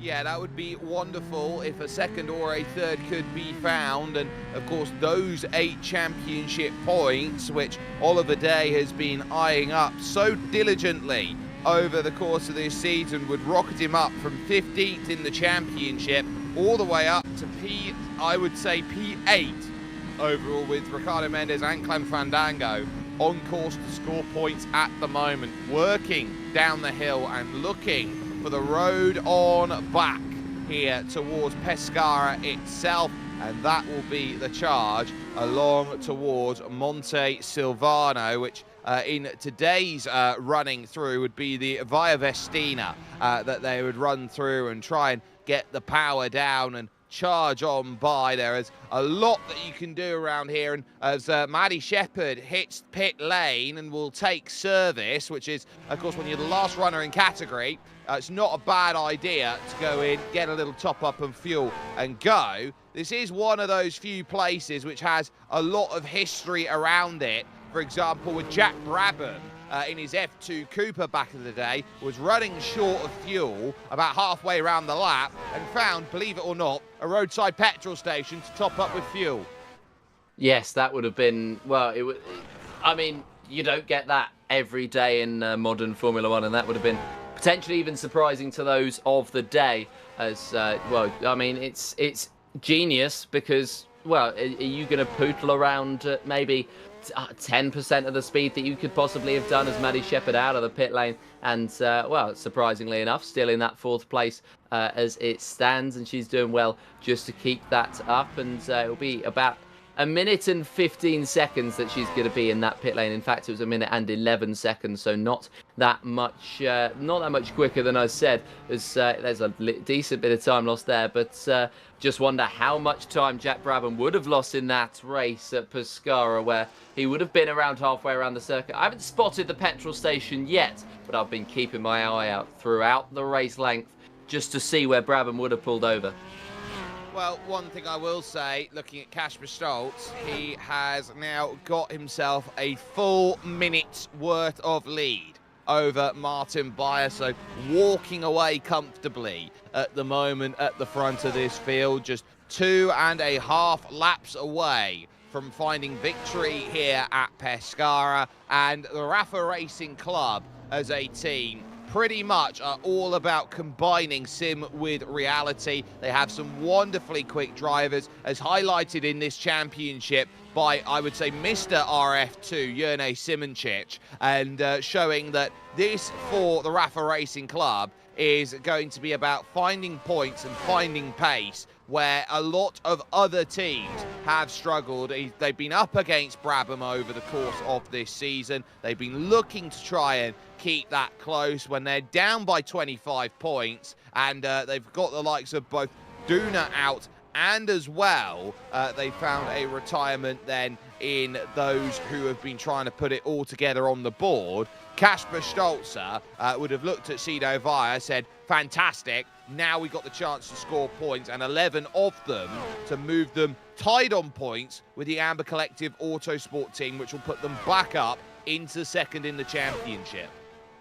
It would, and of course there's 3 championships for them to compete for. It would be, though, for Rafa Racing Club, just the one in terms of the individual team. But of course, Kasper Stolzer representing them in the races, and it would be his second victory of the season, as well, Simoncic has picked up a decent run of podiums, but it's been Stolzer who stole the show and stole that podium in Belgium. And, well, he did very well to do that and get onto the board. This is his second, well, it's going to be potentially his second victory of the season. I'm trying not to curse anything anymore, and it would be a great chance for Rafa Racing Club to close in and maybe up to Brabham Motorsport at the very top of the field. We've only got a couple of laps left, but of course, it's not like a regular Formula One race you would see nowadays, where a couple of laps means a couple of minutes.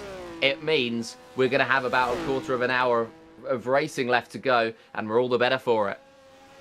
Yeah, and this is where you get into those tired hours where you are trying to work through these laps, and it's so close yet so far for many out there, and it's where you can very easily drop the concentration because you won't have necessarily the reference markers around you that will be the big differences between those positions. It's about holding yourself steady, keeping that gap close, and Ricardo Mendes, I think, has been doing a wonderful job. An 8:45.1 on that last lap pulls the gap to within 3.5 seconds.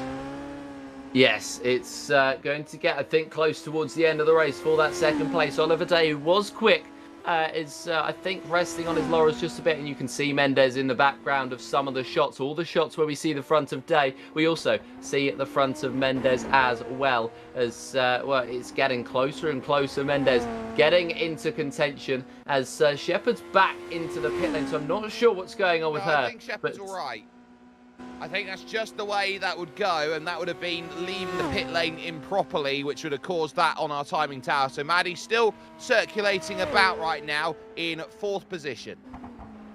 Yeah, well, that's potentially a big error from Shepard, but not one that is going to be punished here today, but one that's going to need referencing for future, I think, if she is to race around Pescara. Of course, not a very well used circuit on our factor, but because, well, mainly because of the length of it and the fact that it's such a challenge and some drivers are wimps, essentially, but it's a very good spectacle. Hot take Joseph here alongside with me, and that's a big lock-up from Oliver Day, having to really slide the car about, looking to try and maintain that speed. This is the pressure cooker laps out there with 2 to go for your leaders. Oliver Day will have 3 laps to go. I doubt that Oliver will be lapped by the time that this race reaches conclusion, but really having to fight 1, 2, 3 attempts to get it turned into the corner there, running up through towards Spoltore and at Spoltore corner itself. So this is really where you're having to try and wake up and see, can I get through the corners? Am I managing this as properly as I can? And Oliver Day really having to now dig in deep in the latter stages of this race at Pescara.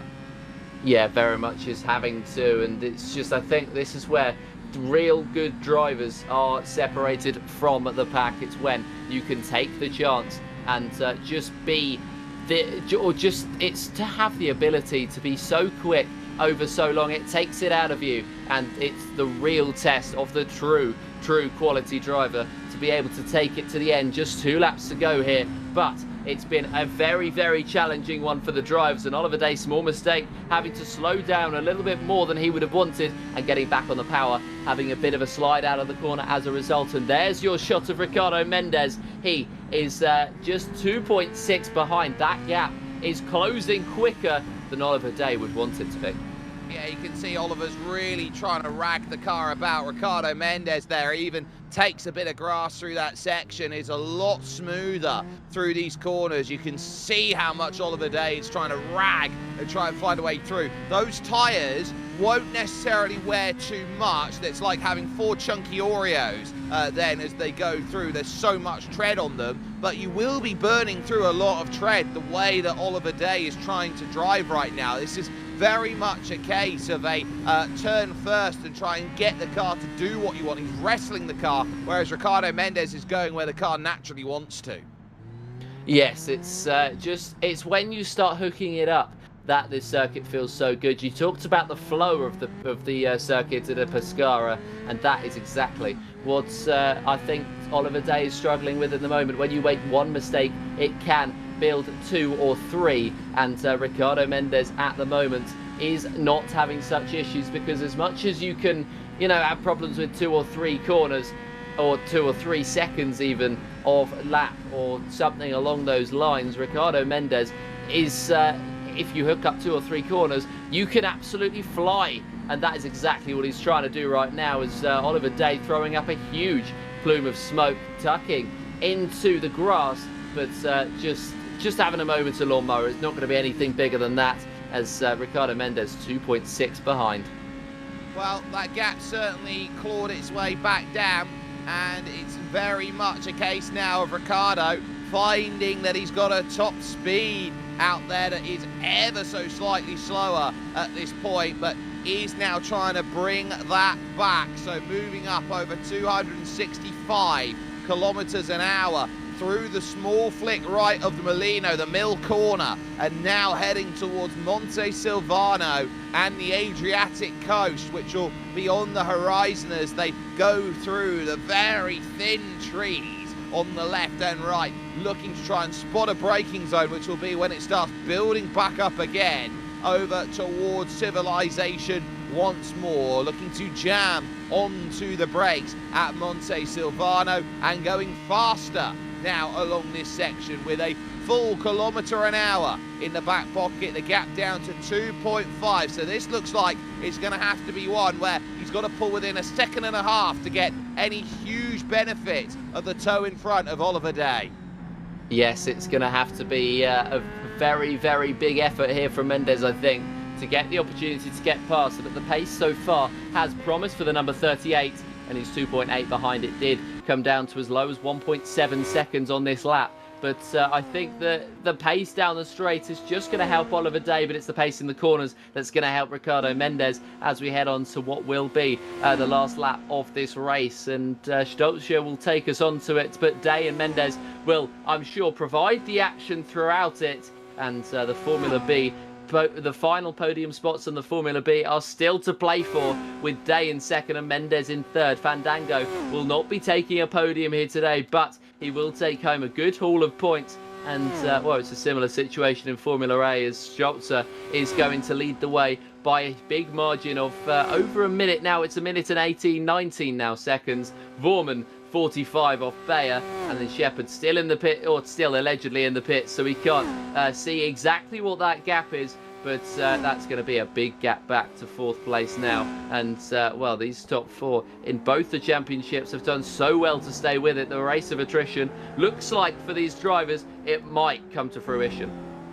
Well, it's about 2 and a bit minutes now for Maddie Shepherd to try and chase on, but Oliver Day is still there at 2 seconds clear. Ricardo Mendes has been timing this run and knows that there's 2 laps away from finding that all-important position out there. It might be down to whether that number 1 car can catch of Kasper Stolzer, who's heading into Monte Silvano at this moment in time. So he's got a lot of work to do to chase down those 2. I doubt that gap will be closed in on what will soon become the final lap of the race. But Stolzer's done everything right, and it looks like Danny Fuhrman's had a moment out there on track because half a minute has gone missing. Yes, it certainly has, and well, that's going to be intriguing towards the end of this one with, well, we're still on lap 11 of 12, and then the last lap will be underway, and they'll have about 9 minutes of racing left to go for every single driver at the absolute minimum. I think the fastest lap in the Formula B hasn't been passed around over the last few. It also hasn't been passed around for the Formula A's ever since we saw the retirement of the man who was so dominant at the top, Nicholas Kirsten. Stolzer hasn't quite had the pace, but what he has had is consistency, as Verman is dropping back now about 0.2 of a second per split, and well, I think there might be damage on the number 24.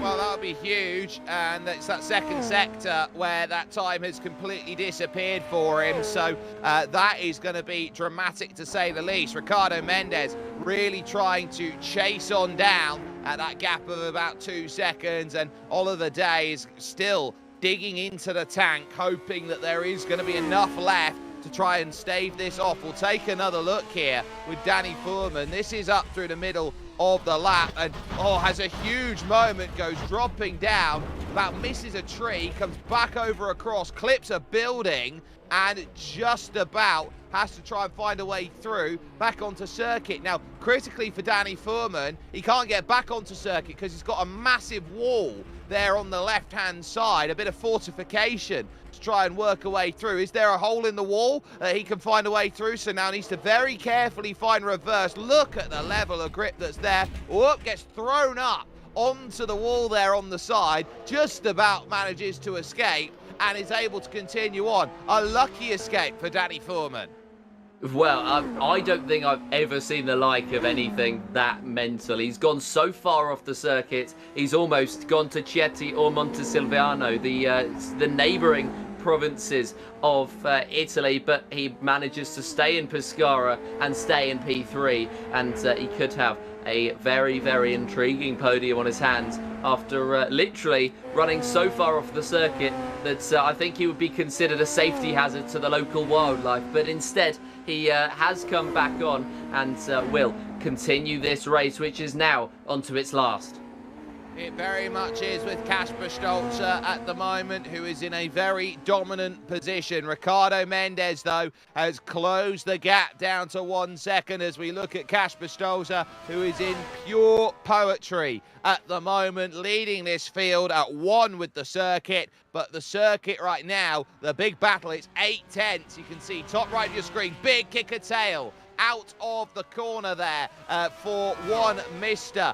Ricardo Mendes, and that will pull that gap back out again to 1.7, and that is critical heading through Spoltore.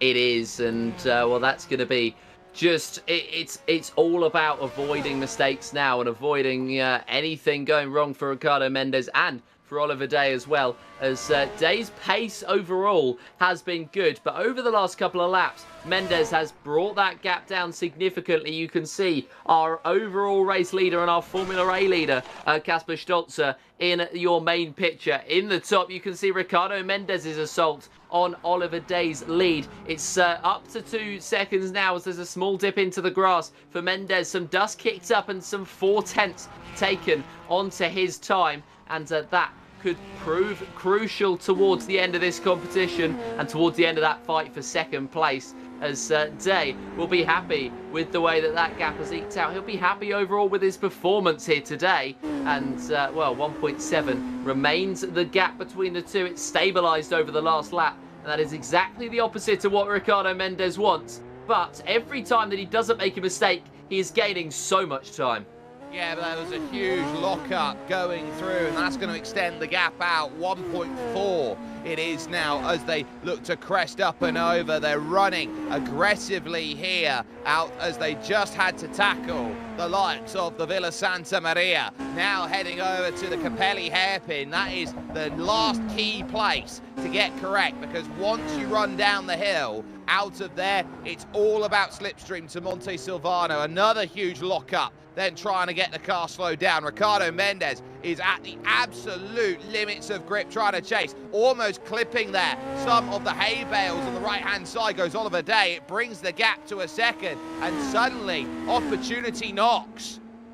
Yes, it does, and he's just under a second behind now. He's 9/10 of a second behind Oliver Day, who is still kicking up dust and losing time as a result of it. So Ricardo Mendes is very much closing the gap in, and well, it's about 9/10 now. Make that 8/10 as they head through. It's all about picking your braking points. It's all about not getting carried away, and I think that's just what Ricardo Mendes has done there, trying to brake a little bit too late, outbraked himself, and had to readjust, potentially some sort of shifting problem for Mendes, and he's dropped 5/10.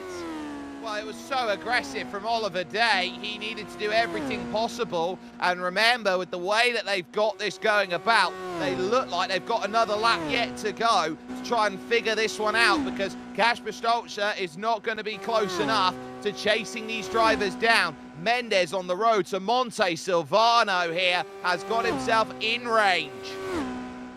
Yeah, he has, and well, this is an opportunity then, and this is a chance for Mendes still chasing through, and he's got about 6 minutes left of lap to try and close in, but Kasper Stolzer is 100 seconds now almost ahead of Martin Bayer, and that demonstrates the dominance the Rafa Racing Club driver has had.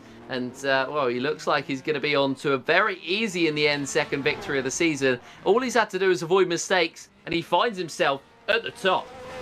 Yeah, everybody else has found a trouble around him. He has not had to battle, he has not had to fight, and he has just done what is necessary. At round 4 of the championship, which had the most drivers in it, which was 41 separate drivers over around the circuit of Spa-Francorchamps, it was Kasper Stolzer who was able to stand up ahead of Nicholas Kirsten, Jerne Simoncic, Bert Knops and Martin Bayer for your top 5. When it has come to this race, when it has come to looking to just sit down and say, this is what the Rafa Racing Club is all about, how do we hold our interest and maintain our position outright? You look no further than the way that Kasper Stolzer has been able to go about today's racing. You look around at the championship and you say, opportunity lost for Nicholas Kirsten. You see no Devin Brown for this season. Bert Knops not here today. Jerne Simoncic not here today. Pranik Gadrecki not here today. Nico Hillebrand out in the early stages. Martin Bayer behind you. And Matt Wright also not here today. You'd say only one driver to worry about out of 9 then in the front. This has been a simply superlative drive for Kasper, running in that 5th gear at 321 clicks, hitting the brakes down into, for the final time in this race, Monte Silvano. Now just the Madonna to go and work through, and at the moment you could say it's not a vogue I think he's done it to go and get this result. It has been a wonderful drive out there, a weight of weights as Kasper Stolzer now looks to pull through. It's down to just 3/10 of a second between Oliver Day and Ricardo Mendes, and they will have a last lap scrap to go for it, which we'll keep our eyes peeled on the final lap of racing. But for Kasper Stolzer, he is just 4 corners away from finding that victory, driving along the Adriatic coast with absolute abandon at this moment, knowing how critical it is. Here goes the move, and down the inside in the top right of your screen, Ricardo Mendes gets the place over Oliver Day, but I wouldn't call it a done deal because they will still have those 2 long straights. So Oliver Day has just got to hold himself in line as they go, waiting for that braking zone, mile after mile, kilometre after kilometre, and Stolzer hits his mark and has no worries at all about it. Just 3 corners away now, and knowing that this will catapult him up, it will catapult the Rafa Racing Club up. It will be a day in which he knows he outlasted every other competitor out there overall. Just 1 corner left and sliding it about. Kasper Stolzer takes the final corner and will run to the line and win here in Pescara.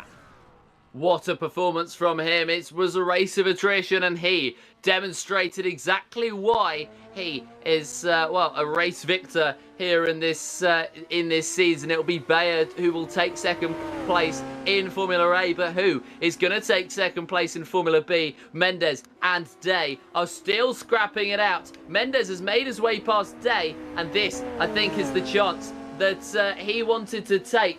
And I think that is going to be that in terms of the fight for P2. Mendes is going to be taking that one away. He's been quick lap after lap. More laps than has Day. And so I think that means that Oliver Day at this point is going to have to settle for 3rd place. But not if a mistake like that is drawn out from Mendes. And Day pulls alongside once again. And, well, he's going to be ahead. 2nd place now heads to the 52.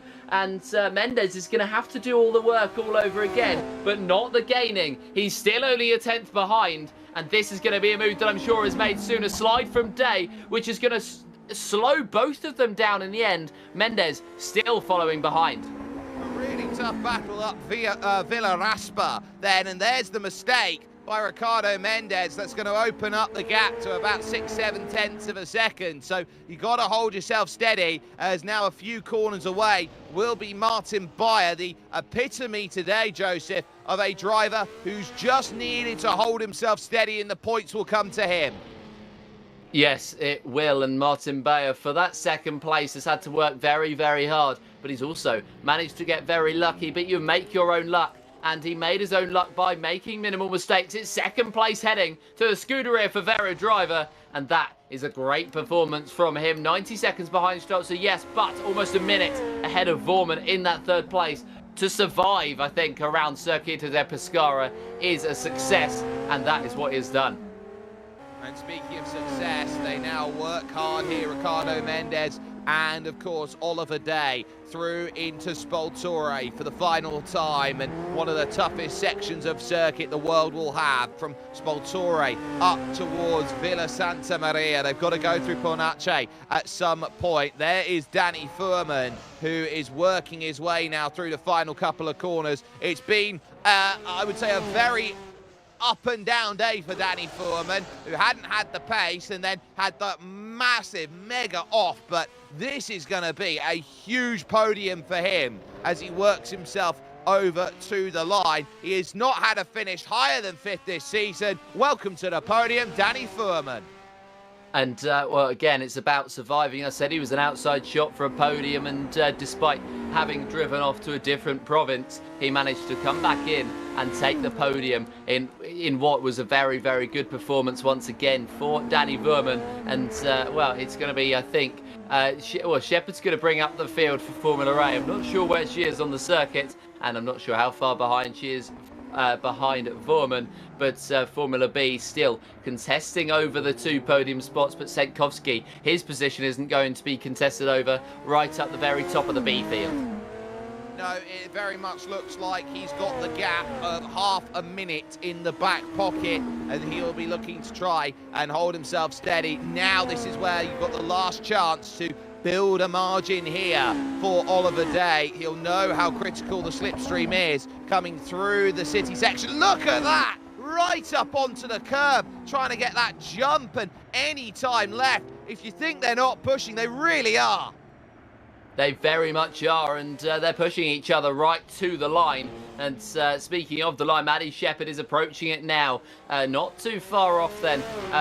Vorman, it was 60 seconds in the end. I think it's going to be that the gap is eked out to, and the fight between Day and Mendes has been important, but it's even more important for some drivers like Maddie Shepherd to just go slow, not slowly, but steady wins the race, and that's exactly what Maddie Shepherd has done, as Oliver Day has, it looks like he's had a problem. Indeed he has, and, Mendes has managed to, I think, actually snatch that P2 in the end. Yeah, has stolen it away. We'll need to see what happened. We caught the tail end of it, and Oliver Day having a big moment then, heading through the final sections before jumping on that long and arduous road to Monte Silvano, and that will be a real shame for Ollie, who had done all the hard work, had found a way back on the final lap to get back into second place, and ultimately will drop that time. It is a long road still for Neil Senkowski, but he is not that far away. No, he certainly isn't, and the performance from the 55 has been huge, and he is very, very good at the performance that he's put in today. As Oliver Day, we get a replay then of what happened to the 52, just pushing it so hard, colliding with a bollard and just sliding off there. That's a huge air time, and shows the strength of that suspension that he keeps going. Yeah, rally spec over the top of that jump, and holding himself then in a very steady context. But for Neil Senkowski now, he will know that the car in 4th position in category is Clem Fandango, has found the checkered flag and will confirm a 4th place finish in class. For Niels, today was about securing himself everything he could possibly think of. When he looked around and saw, okay, there's no Larry Salminen, there's no Matthias Estrella, no Rob De Vries, no Quentin Chauvetot, no Gerard Rion. Okay, you're missing all the drivers that are there and close and can make challenges against you. 32 points clear, 2 drop rounds available, and knowing that with 3 rounds to go, you've got to have 33 championship points of a lead to confirm that margin with drop rounds applied. Neil Senkowski is sending off the Formula B season in style. We'll look to try and wrap it up early on the Italian triple header, which will be coming up for Formula B, with Monza on the horizon, with Naples on the horizon. Neil Senkowski rounds the final corner, and in a dominant display for the 5th time this season wins, and is your Formula B champion.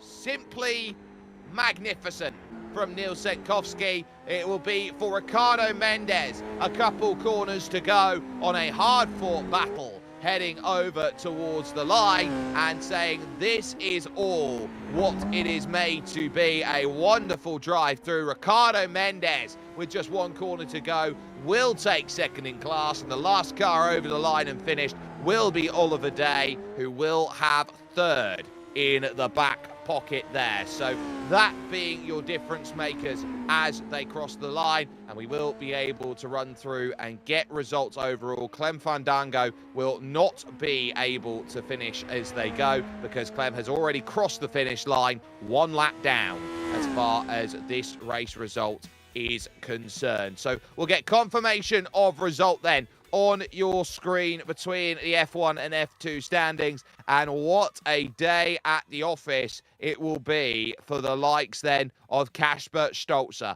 who would pick up the win ahead of Martin Bayer and Danny Foreman. Maddie Shepherd would be the only finisher left then in 4th position in your Formula A category. Dennis Duna, Nicholas Kirsten critically unable to make any ground on Bert Knopf, who will hold the championship lead heading to Brianza, with Austin Birchfield, Cito Vaya, Nicholas Hillebrand, Darren Andrews finding himself out of the race, as well as the likes of Rhys Gardner and David Bakker-Celedon. Finding troubles today, you got Joseph Black with Formula B.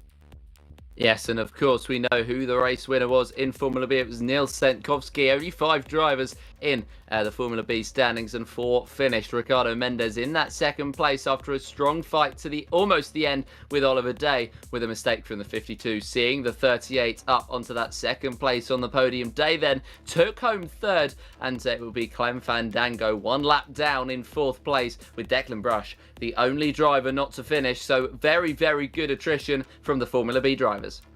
Yeah, they've done a wonderful job, and we're going to get a chance to chat with a couple of drivers here today, and that will be with your race winner first and foremost, Kasper Stolzer here, who picked it up today. Kasper, fantastic victory, your second of the season off of a couple of starts. Let's talk about, though, the fact that attrition was the big key of the day today. Everybody found themselves in some way, shape or form in trouble. You didn't.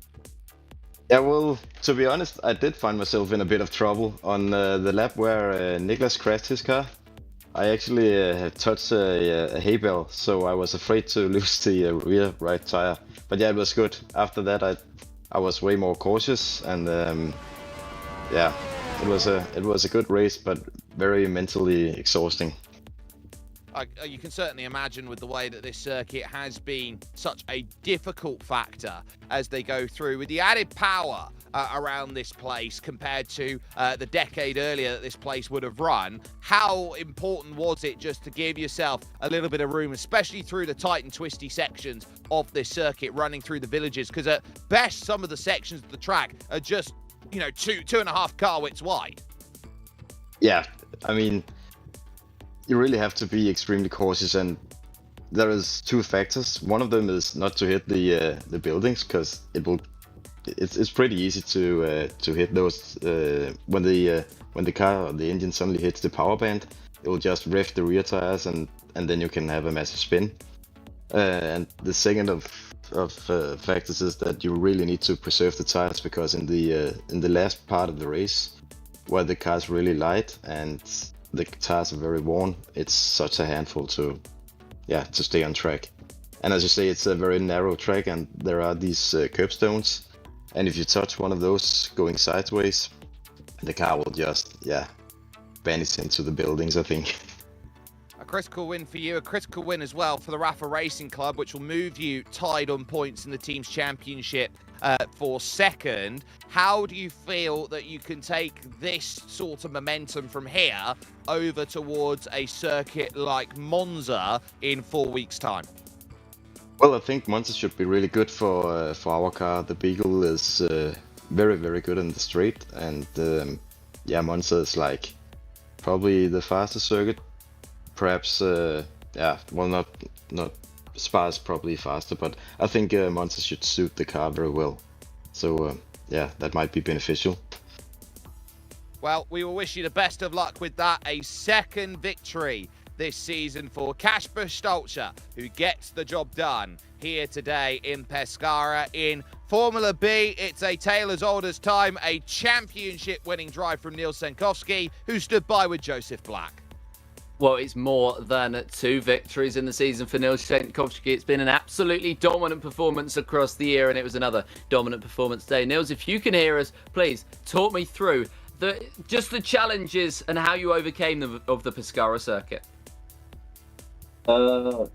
Just my practice was always just trying to do laps. I was never trying to be fast in practice, just do laps. And that really helped, I think, because I never tried to find out how late can I brake into this particular corner. So it was all about doing safe and consistent laps. In practice and the race, I was never like knowing I can brake later. I knew I can brake later a bit, but I wasn't focusing on being fast, really. Just be consistent with the pace I'm comfortable, and just keep the focus a bit on the long straight for the next lap, and then do it all over again. Was it then a case of knowing maybe that everybody else in the standings was going to have problems with attrition, although Formula B didn't seem to have that problem today? But was it just a case of making sure that you weren't one of the retirees? Yeah, Oliver was really fast in practice as well, I saw. So I didn't really expect to be faster than him even, given what times I did in practice myself. And I knew it's gonna be a race of attrition here on the circuit, so I didn't focus on anybody else, really, just me. Getting up to the lead at the start was then just a bonus. But if somebody was gonna be faster than me, I wouldn't have tried challenging or anything like that. Yeah, that is fair enough. And I mean, you didn't really need to at the point with, of course, the championship already sealed now. How does that feel? Very good. I said that after I crashed out of the lead in the very first race at Goodwood. If that is costing me the championship, I'm not gonna look back fondly on it. But now that the championship is sealed, even before the last race of the season, I can look back at that and laugh about it, really, because it was a stupid mistake, and now that has a good ending, so to say. So I'm very happy about that. And not just the last race of the season, the last 3 races of the season you'll be approaching as champion. How specifically are you going to be approaching these races? Is it going to be similar preparation, or is it going to be you're just going to maybe not prepare as much, maybe just go into them for a bit more of fun? Preparation should be about the same, I would think. Drive until I feel comfortable with the setup and around the track. It definitely is a plus that I don't have to think about points anymore, so I can go into the races a bit more relaxed. And maybe I'm thinking about running a race, or maybe even 2 in a Formula 1 car, since there's a few open seats now. Just try that out for a bit. We'll see what comes with that. But, yeah. Certainly the pressure is off now. And whatever you decide to do, I'm sure you will excel in it, just like you've excelled in this Formula B season. Nils Senkovsky, everybody, your new Formula B champion. Thank you very much for joining us today, and well, very, very well done. And now we head to well, we're gonna end off this broadcast, end off this race as well, and end off the Formula B Championship as well. Very, very well driven today from the 8 that finished, and well, it was just one of those races that surviving was the name of the game.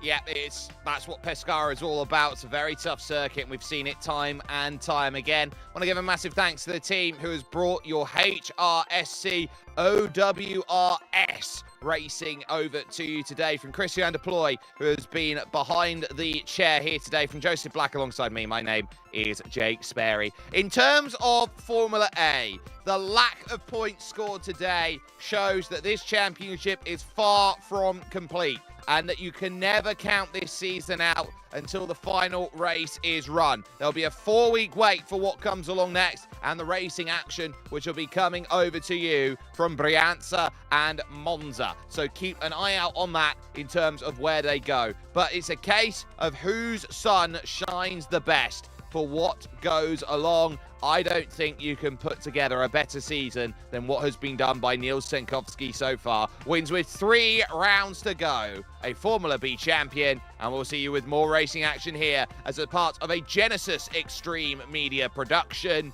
in the next few weeks. We'll see you then.